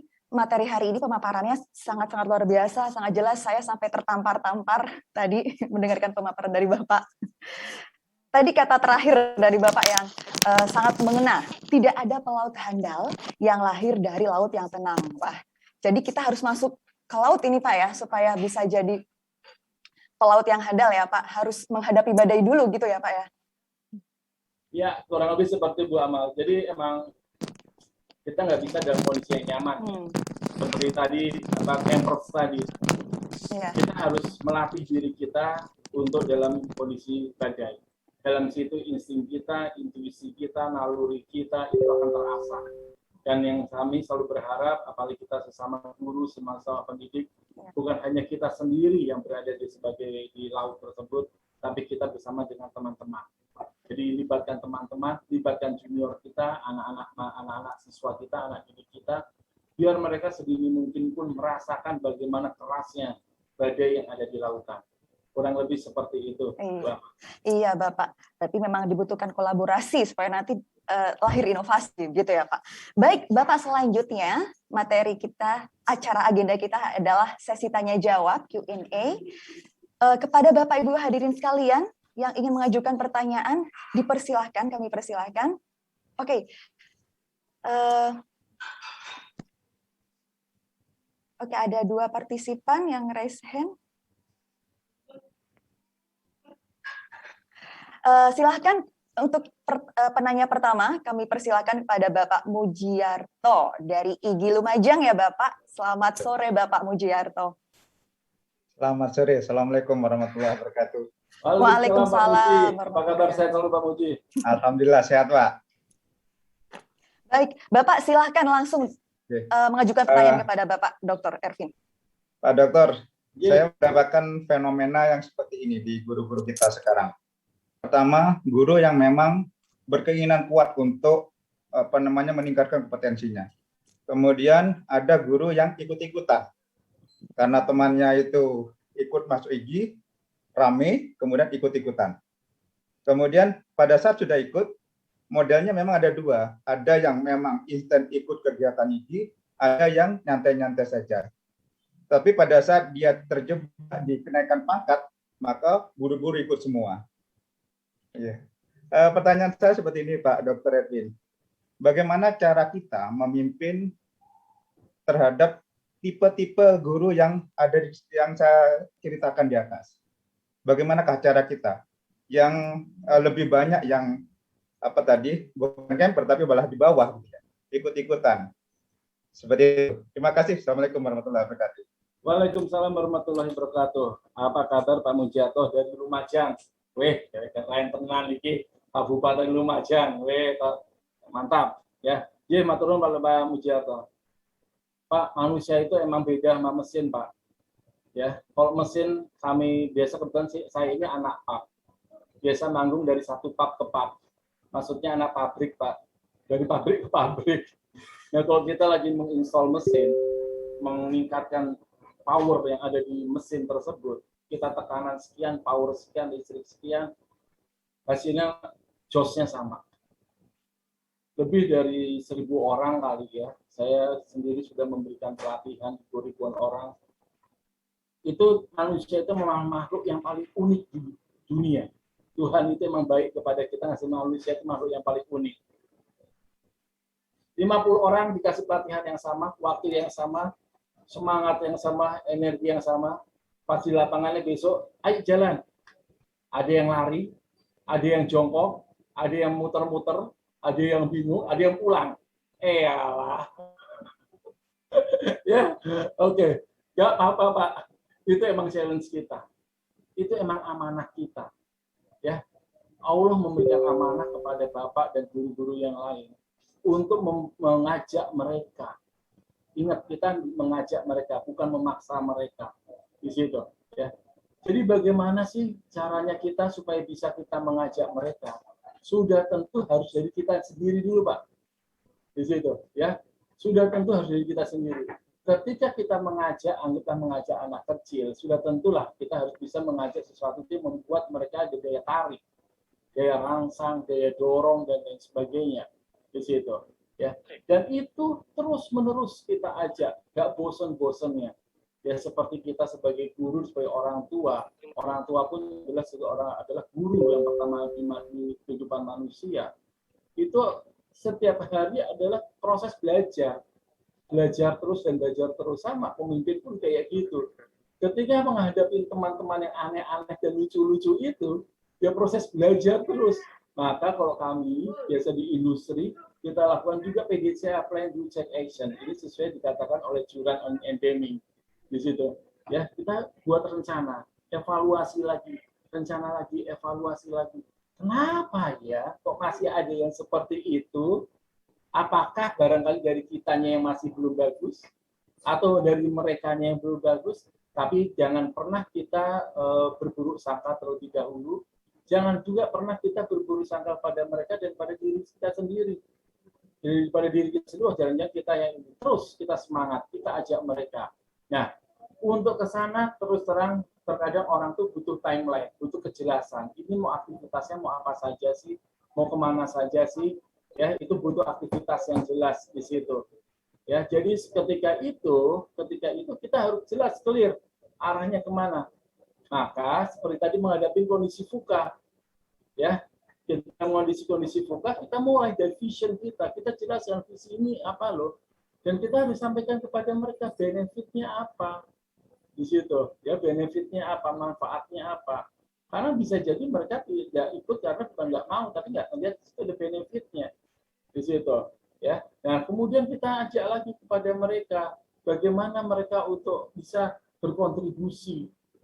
Ya, ada salahnya Bapak dan Ibu, jadikan mereka sebagai seorang winner. Jadi bukan hanya sebagai orang yang diajak, tapi diajak mereka juga turut berpikir bersama. Karena ketika mereka diajak turut berpikir bersama, mereka mempunyai sense of belong and sense of crisis. Di situ. Ayo Mas, ayo Mbak, tolong ini dibantu Mbak. Ayo Mas, ayo Mbak, kita sama-sama Mbak. Barangkali dengan cara seperti itu punya girohnya, timbul. Dan nggak ada salahnya kasih pujian. Ya, bukan kita harus memberikan penghargaan itu dengan suatu jasa, imbal jasa dan barang, enggak. Tapi dengan pujian di situ. Ayo luar biasa, keren, makasih, dan lain sebagainya. Nah, tapi ternyata masih aja, ya belum ada yang mau bergerak, atau sebagian nggak bergerak, atau masih jongkok, atau masih muter-muter sendiri, mumet sendiri. Pak, namanya kereta, Pak. Itu nggak bisa nungguin semuanya untuk naik, Pak. Kereta tetap aja harus jalan terus. Di situ. Ya, Pak. Kalau kita nungguin keretanya tabrakan, Pak. Di situ, ya. Yang penting kita sudah ngasih jadwal. Nih dari Jakarta ke Lumajang jam sekian. Ya, kalau mau berangkat dari Jakarta ke Lumajang, pagi-pagi jam sekian, sore-sore jam sekian. Tapi saya masih ada rapat Pak Erwin. Ya sudah nungguin Pak rapatnya, ya nggak bisa. Pokoknya jam sekian ke jam sekian mohon izin. Ayo disiap-siapin deh. Ya, kalau perlu apa yang saya bisa bantu untuk rapatnya, biar rapatnya jadi cepat selesainya di situ. Ya, tapi kereta jalan, ya jalan terus Pak, nggak bisa mundur Pak. Jadi istilahnya bujur lurus melintang patah, maju terus bismillah. Karena seorang pemimpin itu bukan diharapkan untuk dia mendapatkan citra indahnya Pak. Tapi salah satu kesuksesan pemimpin adalah dia bisa make it happen. Dia berhasil mendapatkan goals-nya, mendapatkan tujuannya. Kalau dia hanya bisa mendapatkan citra indahnya saja, tapi tujuannya nggak tercapai, ya di situ bukan amanahnya dan bukan mandatnya. Nanti secara berangsur akan kelihatan kok Pak, di antara mereka-mereka ini siapa-siapa yang itu nanti pasti akan ada comply juga, ada ikut juga. Cuman ya itu tadi pesan saya terhadap mereka, jangan dipukul tapi dirangkul. Itu, karena mereka adalah bagian dari kita semua, mereka adalah saudara kita, mereka sahabat kita, mereka adik kita, mereka teman kita juga. Jangan dipukul tapi dirangkul. Kalau hari Senin jangan diseneni, ya, tapi dia kasihi. Di situ. Ya, kurang lebih seperti itu, Pak. Ya, suwun, Pak. Monggo, Bu Amal. Oh ya, baik Pak. Ini cukup banyak Pak yang ingin mengajukan pertanyaan. Yes. Semoga Ya. nanti bisa kita jawab semuanya ya Pak ya. Ya, langsung moga-moga. Kalau bisa Ya. cepat. Iya, baik. Nah, kalau tadi dari Jawa, kita jalan-jalan dulu nih Pak, keluar Jawa. Ada Bapak Yuserto mantap. dari Kalimantan Tengah ya Pak. Selamat sore Bapak Yuserto. Masih di mute Pak? Pak Yuserto? Mungkin bisa di-unmute dulu Bapak. Pak Yuserto. Selamat sore dari Kalteng. Ya. Pak Ya, Yuserto. ya, selamat sore Bapak. Silakan Pak, langsung menanyakan pertanyaannya kepada Bapak. Baik. Ya, baik. Terima kasih. Assalamualaikum warahmatullahi wabarakatuh. Waalaikumsalam warahmatullahi wabarakatuh. Saya dari Kalimantan Tengah. Sangat bangga bisa mendengar, mengikuti apa yang telah dipapar oleh Pak Dokter tadi. Sangat mencerahkan karena banyak hal-hal baru yang tentu sangat bermanfaat baik untuk saya maupun untuk seluruh pengurus Ikatan Guru Indonesia ini. Rasanya seperti orang kuliah ngambil 4 SKS, Pak Dokter. Baik. Sebenarnya pertanyaan saya tidak seberapa jauh dengan apa yang telah disampaikan oleh rekan terdahulu tadi. Karena di dalam kehidupan kita sehari-hari, kita bergumul dengan Bapak Ibu Guru, dengan rekan-rekan, kemudian memonitor rekan guru di tempat lain, sehingga kita tahu banyak dengan berkaitan dengan Bapak Ibu Guru. Nah, jadi perilaku Bapak Ibu Guru memang begitu banyak, baik Bapak Ibu Guru yang berada di tengah-tengah keseharian kita maupun yang kita monitor rekan-rekan guru tempat lain gitu. Faktanya banyak di antara guru itu yang acuh tak acuh terhadap perubahan. Kemudian kalau kita sekarang harus menguasai teknologi, mereka banyak alasan untuk untuk tidak beradaptasi gitu dengan situasi. Nah, itu tentu menjadi masalah. Hal ini tentu seperti apa yang disampaikan Bapak tadi itu berkaitan dengan antitesis tentunya. Nah, sekarang ada juga guru itu baru bereaksi kalau ada kompensasinya, Pak. Ada kompensasi, kalau tidak dia tidak mau gitu. Tidak ada rangsangan reward gitu. Jadi daya ikhlasnya kurang. Ini agak bangga saya punya rekan-rekan yang banyak anggota IG ini termasuk guru yang ikhlas gitu. Banyak korbankan waktu, tenaga, biaya, pikiran dan moral gitu. Nah, jadi saya berterima kasih Bapak telah memberi pencerahan itu.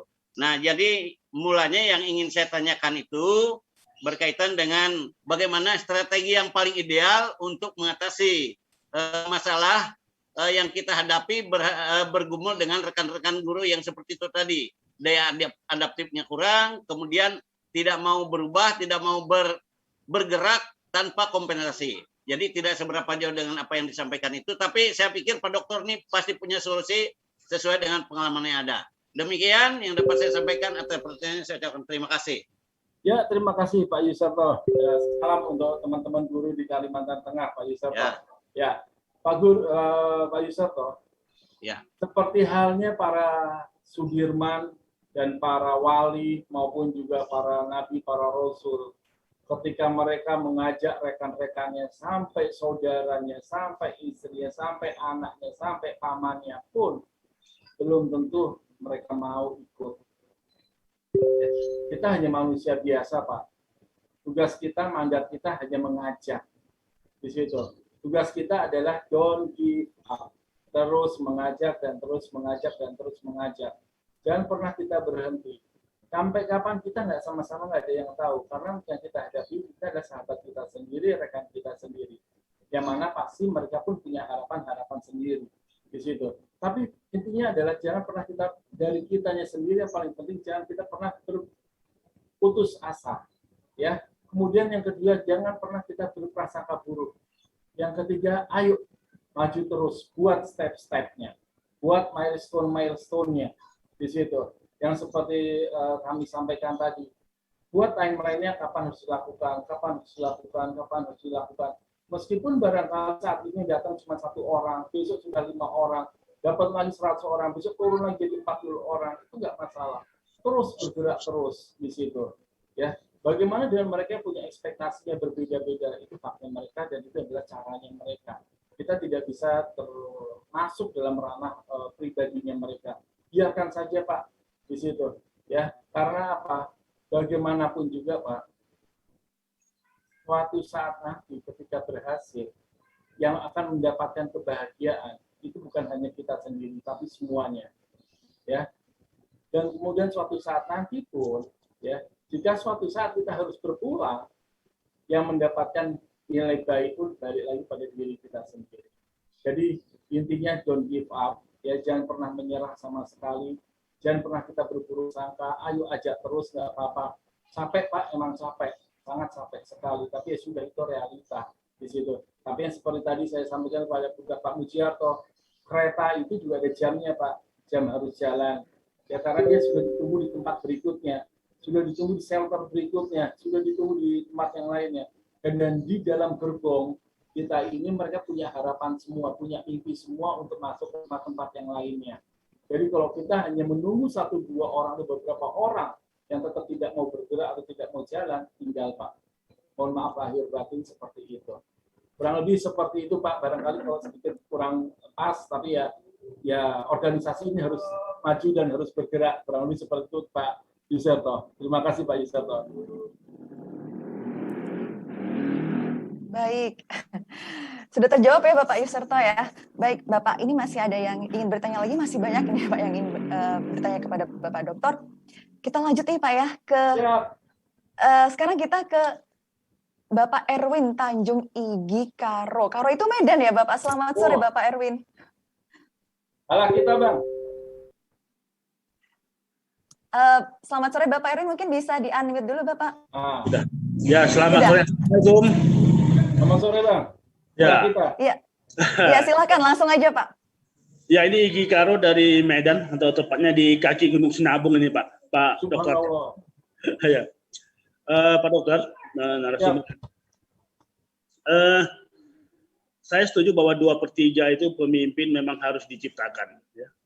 Maka dia harus dilatih, diberi rangsangan dan sebagainya. Tapi kalau untuk guru, kita memang hampir, ini entah pengalaman saya pribadi sudah 30 tahun mengajar, itu hampir tidak ada semacam pelatihan yang oleh dinas terkait memang untuk melatih kepemimpinan guru. Ya. Entah kalau teman-teman yang lain ya. Tapi saya pribadi itu 30 tahun mengajar, itu hampir tidak ada ya, pelatihan. Maka kita bersyukur pada hari ini bahwa IGI Pusat itu membuat pelatihan training kepada pengurus-pengurus IGI untuk menjadi pemimpin-pemimpin yang terbaik. Tidak saja barangkali pemimpin di sekolah, tapi barangkali pemimpin pada masa akan datang.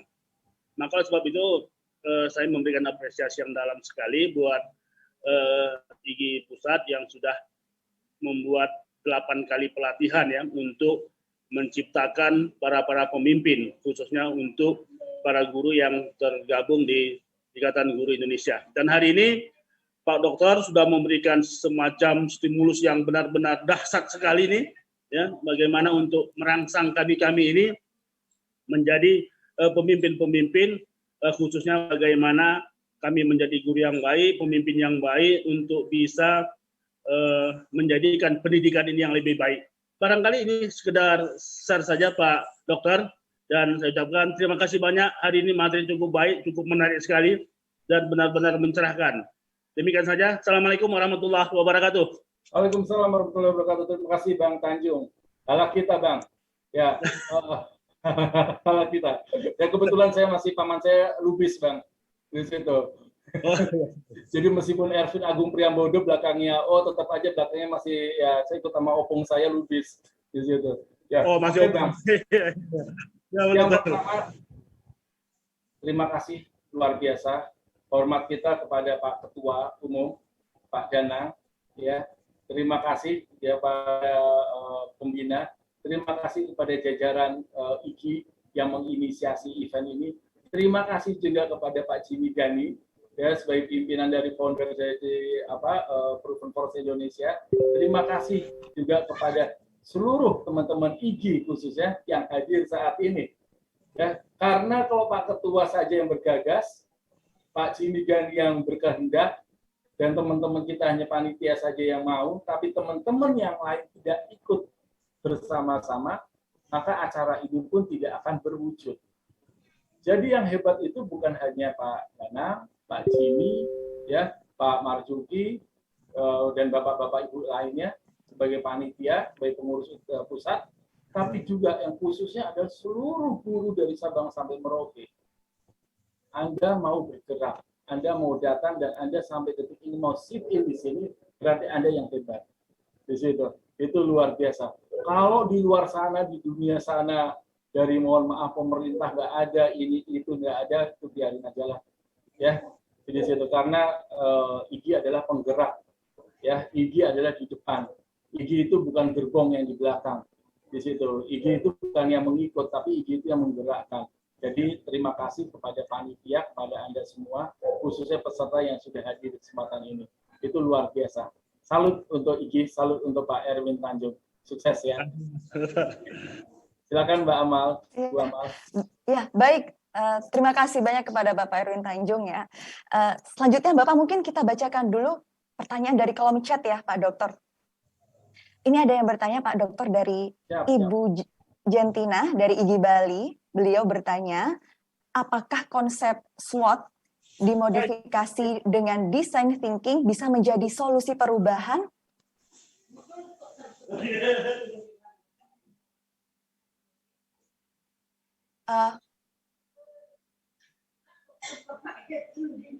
Mungkin saya ulang kembali ya Bapak, apakah konsep SWOT yang dimodifikasi dengan design thinking bisa menjadi solusi perubahan? Silahkan Bapak Dokter. Oke, terima kasih, maaf tadi saya masih di mute. Ya, konsep SWOT dengan design thinking ya. Oke, gini. Benar sekali. Ya.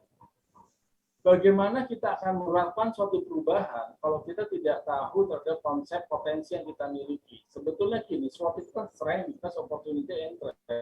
Ya. Strength and weakness itu sifatnya internal. Ya, opportunity and threat itu sifatnya eksternal. Di situ.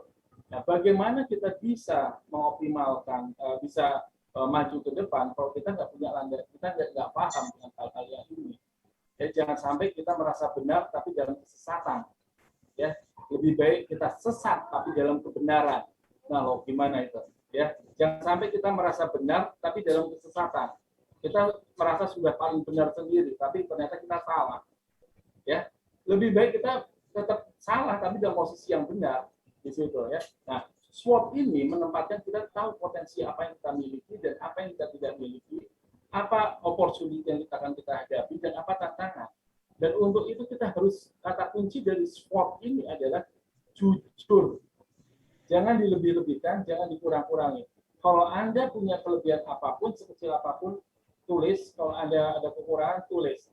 Tapi saran dari saya di sini adalah, please untuk rekan-rekan guru, sekitar sesama tenaga pendidik, ya, apalagi kita adalah sebagai pencerah di untuk adik-adik kita, anak-anak kita, jangan kita fokus pada kekurangan kita. Kenapa kita jangan fokus pada kekurangan kita? Nggak ada habisnya. Waktu kita berjalan terus. Rambut saya ini udah makin lama makin putih, ya, di situ nggak bisa ditarik mundur. Jadi lebih baik apa? Kita fokus pada potensi dan kekuatan kita. Dengan kita fokus pada potensi dan kekuatan kita, maka kita akan menutupi kelemahan kita. Tapi kalau kita hanya sibuk fokus pada kelemahan kita, maka kita nggak akan jalan-jalan, kita poco-poco, diam di tempat. Ayo fokus pada kekuatan kita. Kemudian kita lihat peluangnya apa. Ya, kalau tantangan, itu challenge, itu biasa kok dalam hidup itu pasti ada challenge. Nah, sekarang bagaimana kita merubah tantangan itu menjadi peluang? Bisa nggak challenge atau tantangan itu kita kolaborasi atau kita malah kita kooptasi, ya, kita kooptasi. Seperti pemain olahragawan judo, tantangan dia adalah musuhnya dia, itu justru dikooptasi. Bagaimana dia membanting lawannya dia, itu justru dengan tenaga lawannya, gitu. Ya, jadi jangan kita hadapi, jangan kita fight, yang malah bisa jadi hancur, tapi bagaimana kita mengkooptasi, kita ajak, kita rangkul lawan kita. Gitu. Nah, dari sini baru kita nanti mainkan design thinking kita seperti apa, arahnya mau kemana, bagaimana. Nah, Ya, jadi ini bisa kita mainkan, dua-dua ini bisa kita mainkan asalkan kita clear dalam hal SWOT ini. Dalam yang SWOT ini khususnya jujur, jangan kita ada dusta di antara kita. Ya, kurang lebih seperti itu. Ibu Jentina, ya Ibu Jentina. Ya, terima kasih, Mbak Amal. Bu Amal.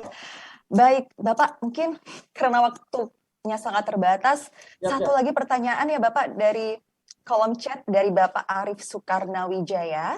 Siap. Beliau bertanya bagaimanakah caranya untuk mewujudkan pemimpin yang efektif dan efisien agar dapat didengar dan ditaati oleh bawahannya. Kalau misalkan guru berarti bisa ditaati oleh siswanya. Silakan Bapak, mungkin dijawab singkat saja ya Pak. Oke. Bagaimana kita mewujudkan yang efektif dan efisien? Yang pertama adalah ketika kita harus mengerjakan sesuatu, kita fokus pada SMART, yang konsep SMART di situ, ya. SMART itu apa? Specific, measurable, ya, accountable, realistic, dan time-bound. Jadi ketika kita harus mengerjakan sesuatu, kita spesifik. Jadi jangan sampai waktu kita habis untuk mengerjakan sesuatu ternyata tidak memberikan efek apapun. Yang namanya anak buah, yang namanya rekan, yang namanya siswa itu menunggu, ya, menunggu kemenangan, menunggu keberhasilan. Jadi ketika kita melakukan sesuatu, kita fokus secara spesifik. Apa yang mau kita lakukan, kapan dilakukannya, di mana melakukannya, bagaimana melakukannya.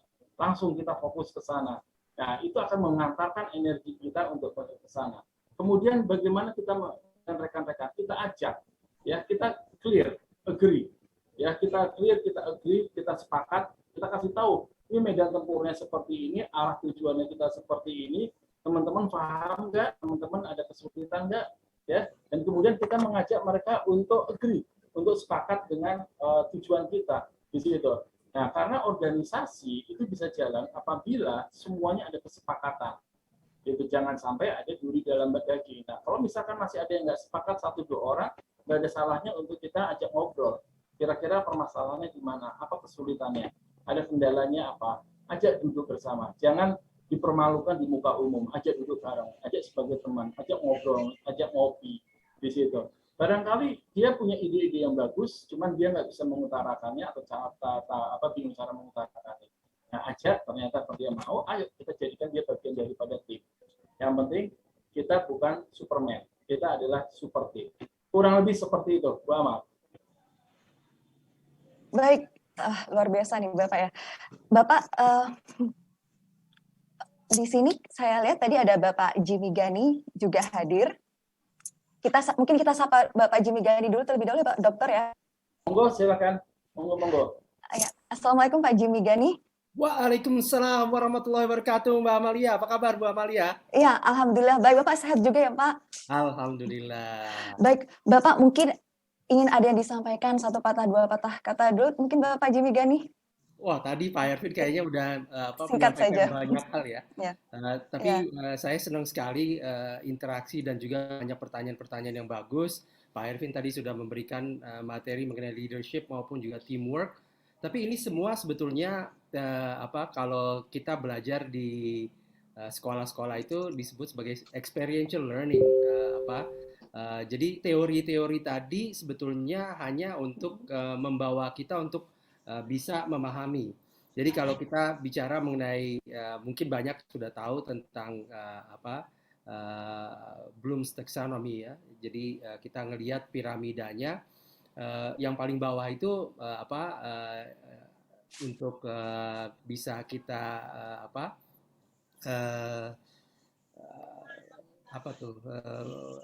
let's say remember, mengingat gitu. Jadi kalau cuma mengingat doang itu nggak cukup. Jadi harus nanti bisa apply, kemudian bisa challenge lagi. Kemudian yang paling penting adalah bagaimana kita bisa create sesuatu yang baru gitu dari sini. Saya yakin bapak-bapak dan ibu-ibu ini adalah pendidik-pendidik yang luar biasa yang insya Allah nanti bisa mengembangkan apa yang tadi disampaikan oleh Pak Ervin, kemudian bisa menerapkannya dan juga bisa menjadikan ini satu hal yang bisa meningkatkan capacity kita gitu. Jadi selamat bapak-bapak dan ibu-ibu, mudah-mudahan sesi-sesi berikutnya juga semenarik ini gitu ya. Saya ikut terus gitu ya untuk melihat bagaimana teman-teman di IGI ini khususnya pengurus di pusat, wilayah maupun daerah bisa meningkatkan kapasitinya melalui interaksi seperti ini gitu. Pada akhirnya sebetulnya bukan hanya belajar dari Pak Ervin atau dari saya dan nanti juga narasumber yang lain, tapi juga belajar dari satu sama lain, karena saya yakin juga tadi banyak pertanyaan maupun juga banyak masukan-masukan dari teman-teman dari yang lain. Satu sedikit aja tadi yang pertanyaan Bu Jantik itu menarik sekali dari Bali ya. Tadi Pak Ervin sudah mengulas mengenai SWOT-nya, kemudian beliau mengaitkannya dengan design thinking. Memang design thinking ini saat ini lagi in gitu ya, bagaimana bisa membuat satu desain daripada solusi terhadap problem-problem yang ada di masyarakat, karena anak-anak muda ini sekarang luar biasa gitu. Jadi millennials ini diajarin untuk berpikir secara design thinking tadi, kemudian mereka mulai dengan problem dulu gitu ya. Dan ini yang akhirnya menghasilkan solusi-solusi yang kemudian nanti rata-rata dikaitkan dengan teknologi digital gitu. Misalnya kita kemarin ngobrol gitu sama para pendiri dari dari Ruang Guru gitu ya. Kebetulan teman-teman saya junior saya jauh di bawah saya. Belva itu umurnya masih mungkin 31, kemudian teman-temannya dari Harvard Kennedy School, sekolah kita sama-sama, itu juga mereka juga dilibatkan di dalam melihat bagaimana mendesain gitu ya. Saya juga dengar Bu Tina kemarin dari teman-teman di Ruang Guru bahwa IGI Bali memang punya MOU dengan Ruang Guru. Nah ini saya rasa nanti link-link ini yang kita juga mau coba untuk bisa pertemukan gitu ya. Dan saya berharap nantinya kerjasama ini bisa kita perluas lagi dalam rangka bapak-bapak dan ibu-ibu guru bisa bukan hanya meningkatkan capacity-nya, tapi what's next gitu. Jadi jangan hanya kita meningkatkan capacity-nya, tapi juga bagaimana menggunakan capacity tambahan tadi dalam rangka meningkatkan hal-hal lain gitu ya, termasuk juga nanti untuk entrepreneurial-nya dan lain-lain. Kembali ke design thinking tadi, jadi memang luar biasa gitu ya kalau kita belajar. Jadi anak-anak muda sekarang itu mereka berpikir secara desain, mereka lihat problemnya apa, kemudian itu kemarin saya kagum gitu ya sama teman-teman di Ruang Guru, mereka melihat problem dari masyarakat itu apa dalam pendidikan, kemudian mereka bikin ideation-nya seperti apa, kemudian masuk ke dalam terakhir tentunya solusi-solusi yang dikaitkan dengan teknologi digital gitu. Pada akhirnya lahir Ruang Guru. Begitu juga dengan teman-teman di misalnya Gojek gitu ya, itu juga sama junior di Harvard juga, Nadim itu juga pakai thinking design gitu ya, design thinking. Jadi ini yang saya rasa kita para pendidik tidak boleh juga terbelakang gitu ya. Kita perlu nanti untuk melihat bagaimana kira-kira kita bisa menggunakan kemampuan kita untuk menyelesaikan masalah-masalah. Tidak semua harus menjadi Nadiem Makarim atau tidak semua harus menjadi Belva gitu ya, karena mereka beruntung gitu. Tapi saya ngelihat bahwa potensi untuk penyelesaian problem-problem di masyarakat ini banyak, dan guru sangat bisa berperan untuk melakukan itu, karena bukan saja mereka adalah kaum terdidik ya, bapak-bapak dan ibu-ibu kaum terdidik, tapi juga bapak-bapak dan ibu-ibu juga memiliki kapasitas untuk menggerakkan massa, karena guru ini adalah leader di masyarakat gitu ya, baik di dalam kelas maupun di luar kelas. Saya rasa itu aja sih Bu Amalia ya. Maaf ini jadi panjang lebar, tapi itu tadi menarik sekali pertanyaannya. Dan silakan aja, kita memang nggak cover design thinking ini karena design thinking itu kalau di MIT aja bisa berminggu-minggu gitu coveragenya. Tapi silakan cara berpikirnya. Kalau di kita di Orbitin juga sebagai perusahaan digital juga menggunakan thinking by design gitu ya. Bagaimana mendesain solusi daripada problem-problem yang ada, sehingga pada akhirnya kita bisa bukan hanya menyelesaikan masalah itu dengan baik, tetapi juga dengan lebih efisien dan lebih efektif gitu. Nah, untuk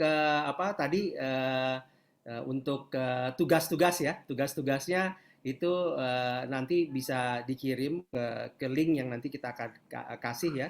Dan mohon izin juga, kemarin banyak sekali tulisan-tulisan yang bagus tuh dari Gresik, dari kota-kota lain. Saya terenyuh juga ya dengan tulisan-tulisan tadi gitu. Mohon izin nanti tulisan-tulisan itu kita akan masukkan ke dalam web kita dan nanti diorbitin, dan nanti kita akan juga buat video-video. Ada yang bilang kenapa orbitin tidak bisa diakses? Bisa sebetulnya diakses, mungkin dicoba lagi. Kemarin ada sedikit trouble berapa jam gitu ya, tapi sekarang sudah normal kembali. Saya rasa itu sih, Bu Amalia. Terima kasih. Baik, iya. Terima kasih Bapak Bu Jimmy. Amalia. Iya, Pak. Saya sela sedikit, satu pertanyaan aja buat Pak Jimmy. Pak Jimmy, saya jadi berpikir karena saya kemarin dapat banyak ini tulisan dari teman-teman yang baik menulis di blog IG atau di blog mereka sendiri dan juga di postingan WhatsApp tanpa belum masuk blog. Mungkin nggak kalau setiap pertemuan ini tulisan-tulisan itu kita kumpulkan jadiin satu buku. Jadi selesai kita Great Teacher kita ada 8 buku yang penulisnya guru-guru semua. Wah, mantap itu. Keren banget, keren banget. Dan ini kan cuman walaupun banyak ya, 300-an orang ya. Saya pikir kalau misalnya kita bikin e-booknya dulu, kemudian kalau perlu dicetak kan tinggal dicetak aja ya. Ide banget, bagus banget itu. Keren Pak Ketum. Support ya? Ya, kita support jelas. Yep.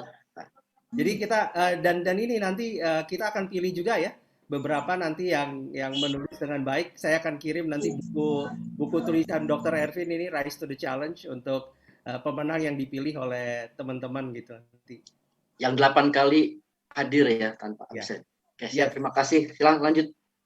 Iya, baik, terima kasih Bapak. Oke, karena waktunya sangat terbatas, padahal banyak sekali yang masih ingin bertanya kepada Bapak Dr. Ervin.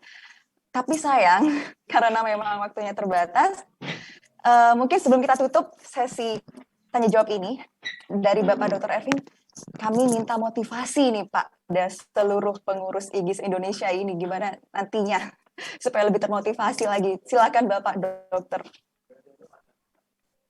Terima kasih Bu Amal, terima kasih Pak Jimmy, dan terima kasih Pak Ketum, Pak Jana, itu konsepnya bagus sekali, apalagi berencana untuk membukukan ya, karena jangan sampai ilmu itu berhenti di kita, lebih akan sangat bagus kalau ilmu itu terus bergulir sampai anak cucu kita nanti kemudian hari. Bapak dan Ibu, dari saya barangkali hanya ingin mengatakan segala suatu proses itu pasti ada akhirnya dan harus dimulai dari awal. Jangan pernah kita takut sama bayangan. Seringkali belum apa-apa kita sudah takut dengan bayangan, dengan pikiran-pikiran kita sendiri, yang sebetulnya barangkali di lapangan tidak semengerikan dengan apa yang kita pikirkan. Terus terang, ini sedikit cerita tentang saya ketika saya menyelesaikan doktoral disertasi saya. Pada suatu saat, saya dalam titik di mana saya udah bingung, nggak bisa jalan, maksudnya bingung untuk melakukan perjalanan, karena belum apa-apa sudah takut bayangan bakal dicoret oleh para profesor atau guru besar, ditolak lagi. Hingga akhirnya suatu hari driver saya, Pak Sabilin, bilang ke saya, Bapak jangan takut sama bayangan, hadapin aja, jalanin aja. Belum tentu semua yang Bapak pikirkan itu di lapangan seperti itu. Dan saya dipaksa masuk mobil sama yang bersangkutan, dan ya udah, saya jalan aja ke kampus, dan ternyata di lapangan tidak seperti apa yang saya pikirkan. Jadi untuk Bapak dan Ibu dan rekan-rekan semua, kita sebagai pemimpin, kita sebagai leader, kita sebagai guru, kita sebagai pencerah, ayo kita maju ke depan. Tantangan memang berat, tantangan memang sakit, ya. Tapi kalau kita bersama, insya Allah kita bisa. Jangan takut bayangan. Pak Jimmy juga seperti itu pastinya dulu. Ya, penuh dengan takutnya, penuh dengan sakitnya, tapi jalanin aja dulu. Bismillah. Bujur lurus melintang patah, maju terus, bismillah. Kurang lebih seperti itu. Terima kasih, selamat sore. Terima kasih banyak kepada Bapak Dr. Ervin yang telah memaparkan materi yang sangat luar biasa. Kita apresiasi sekali lagi Bapak Ibu untuk Bapak Dr. Ervin, tepuk tangan virtual. Oke, tadi ya pesan dari Bapak Ervin, Bapak Dokter, pesan terakhir, jangan takut bayangan, maju terus gitu ya Pak. Jadi climbers ya Pak. Oke. Mohon maaf sekali saya ucapkan kepada Bapak Ibu yang mungkin sudah raise hand mengajukan pertanyaan baik secara langsung maupun melalui kolom chat yang tidak bisa terjawab. Tadi ada usulan mungkin kepada panitia, ada usulan nih dari peserta mungkin dari awal sudah disediakan kolom tanya jawab sehingga bisa terfasilitasi semua untuk pertemuan berikutnya mungkin ya. Baik, saya ucapkan terima kasih kepada Bapak Dr. Ervin selaku narasumber pada sore hari ini, kemudian kepada Bapak Jimmy, dan juga Bapak Ketua IGI, Bapak Danang Hidayatullah, dan panitia yang sudah memfasilitasi acara hebat dan keren ini. Terima kasih banyak. Dan juga kepada Bapak Ibu hadirin sekalian yang telah bersedia meluangkan waktunya untuk mengikuti pembekalan pengurus IGI Indonesia ini. Semoga kita bisa bertemu lagi, berjumpa lagi di sesi berikutnya. Dari saya mohon maaf jika ada salah kata, banyak kekurangannya di sana-sini. Maklum juga masih belajar jadi moderator. Terima kasih, saya ucapkan sekali lagi. Saya cukupkan sekian. Terima kasih. Assalamualaikum warahmatullahi wabarakatuh. Saya kembalikan lagi kepada Ibu MC, Ibu Desi, silahkan. Terima kasih Ibu Amalia, Mas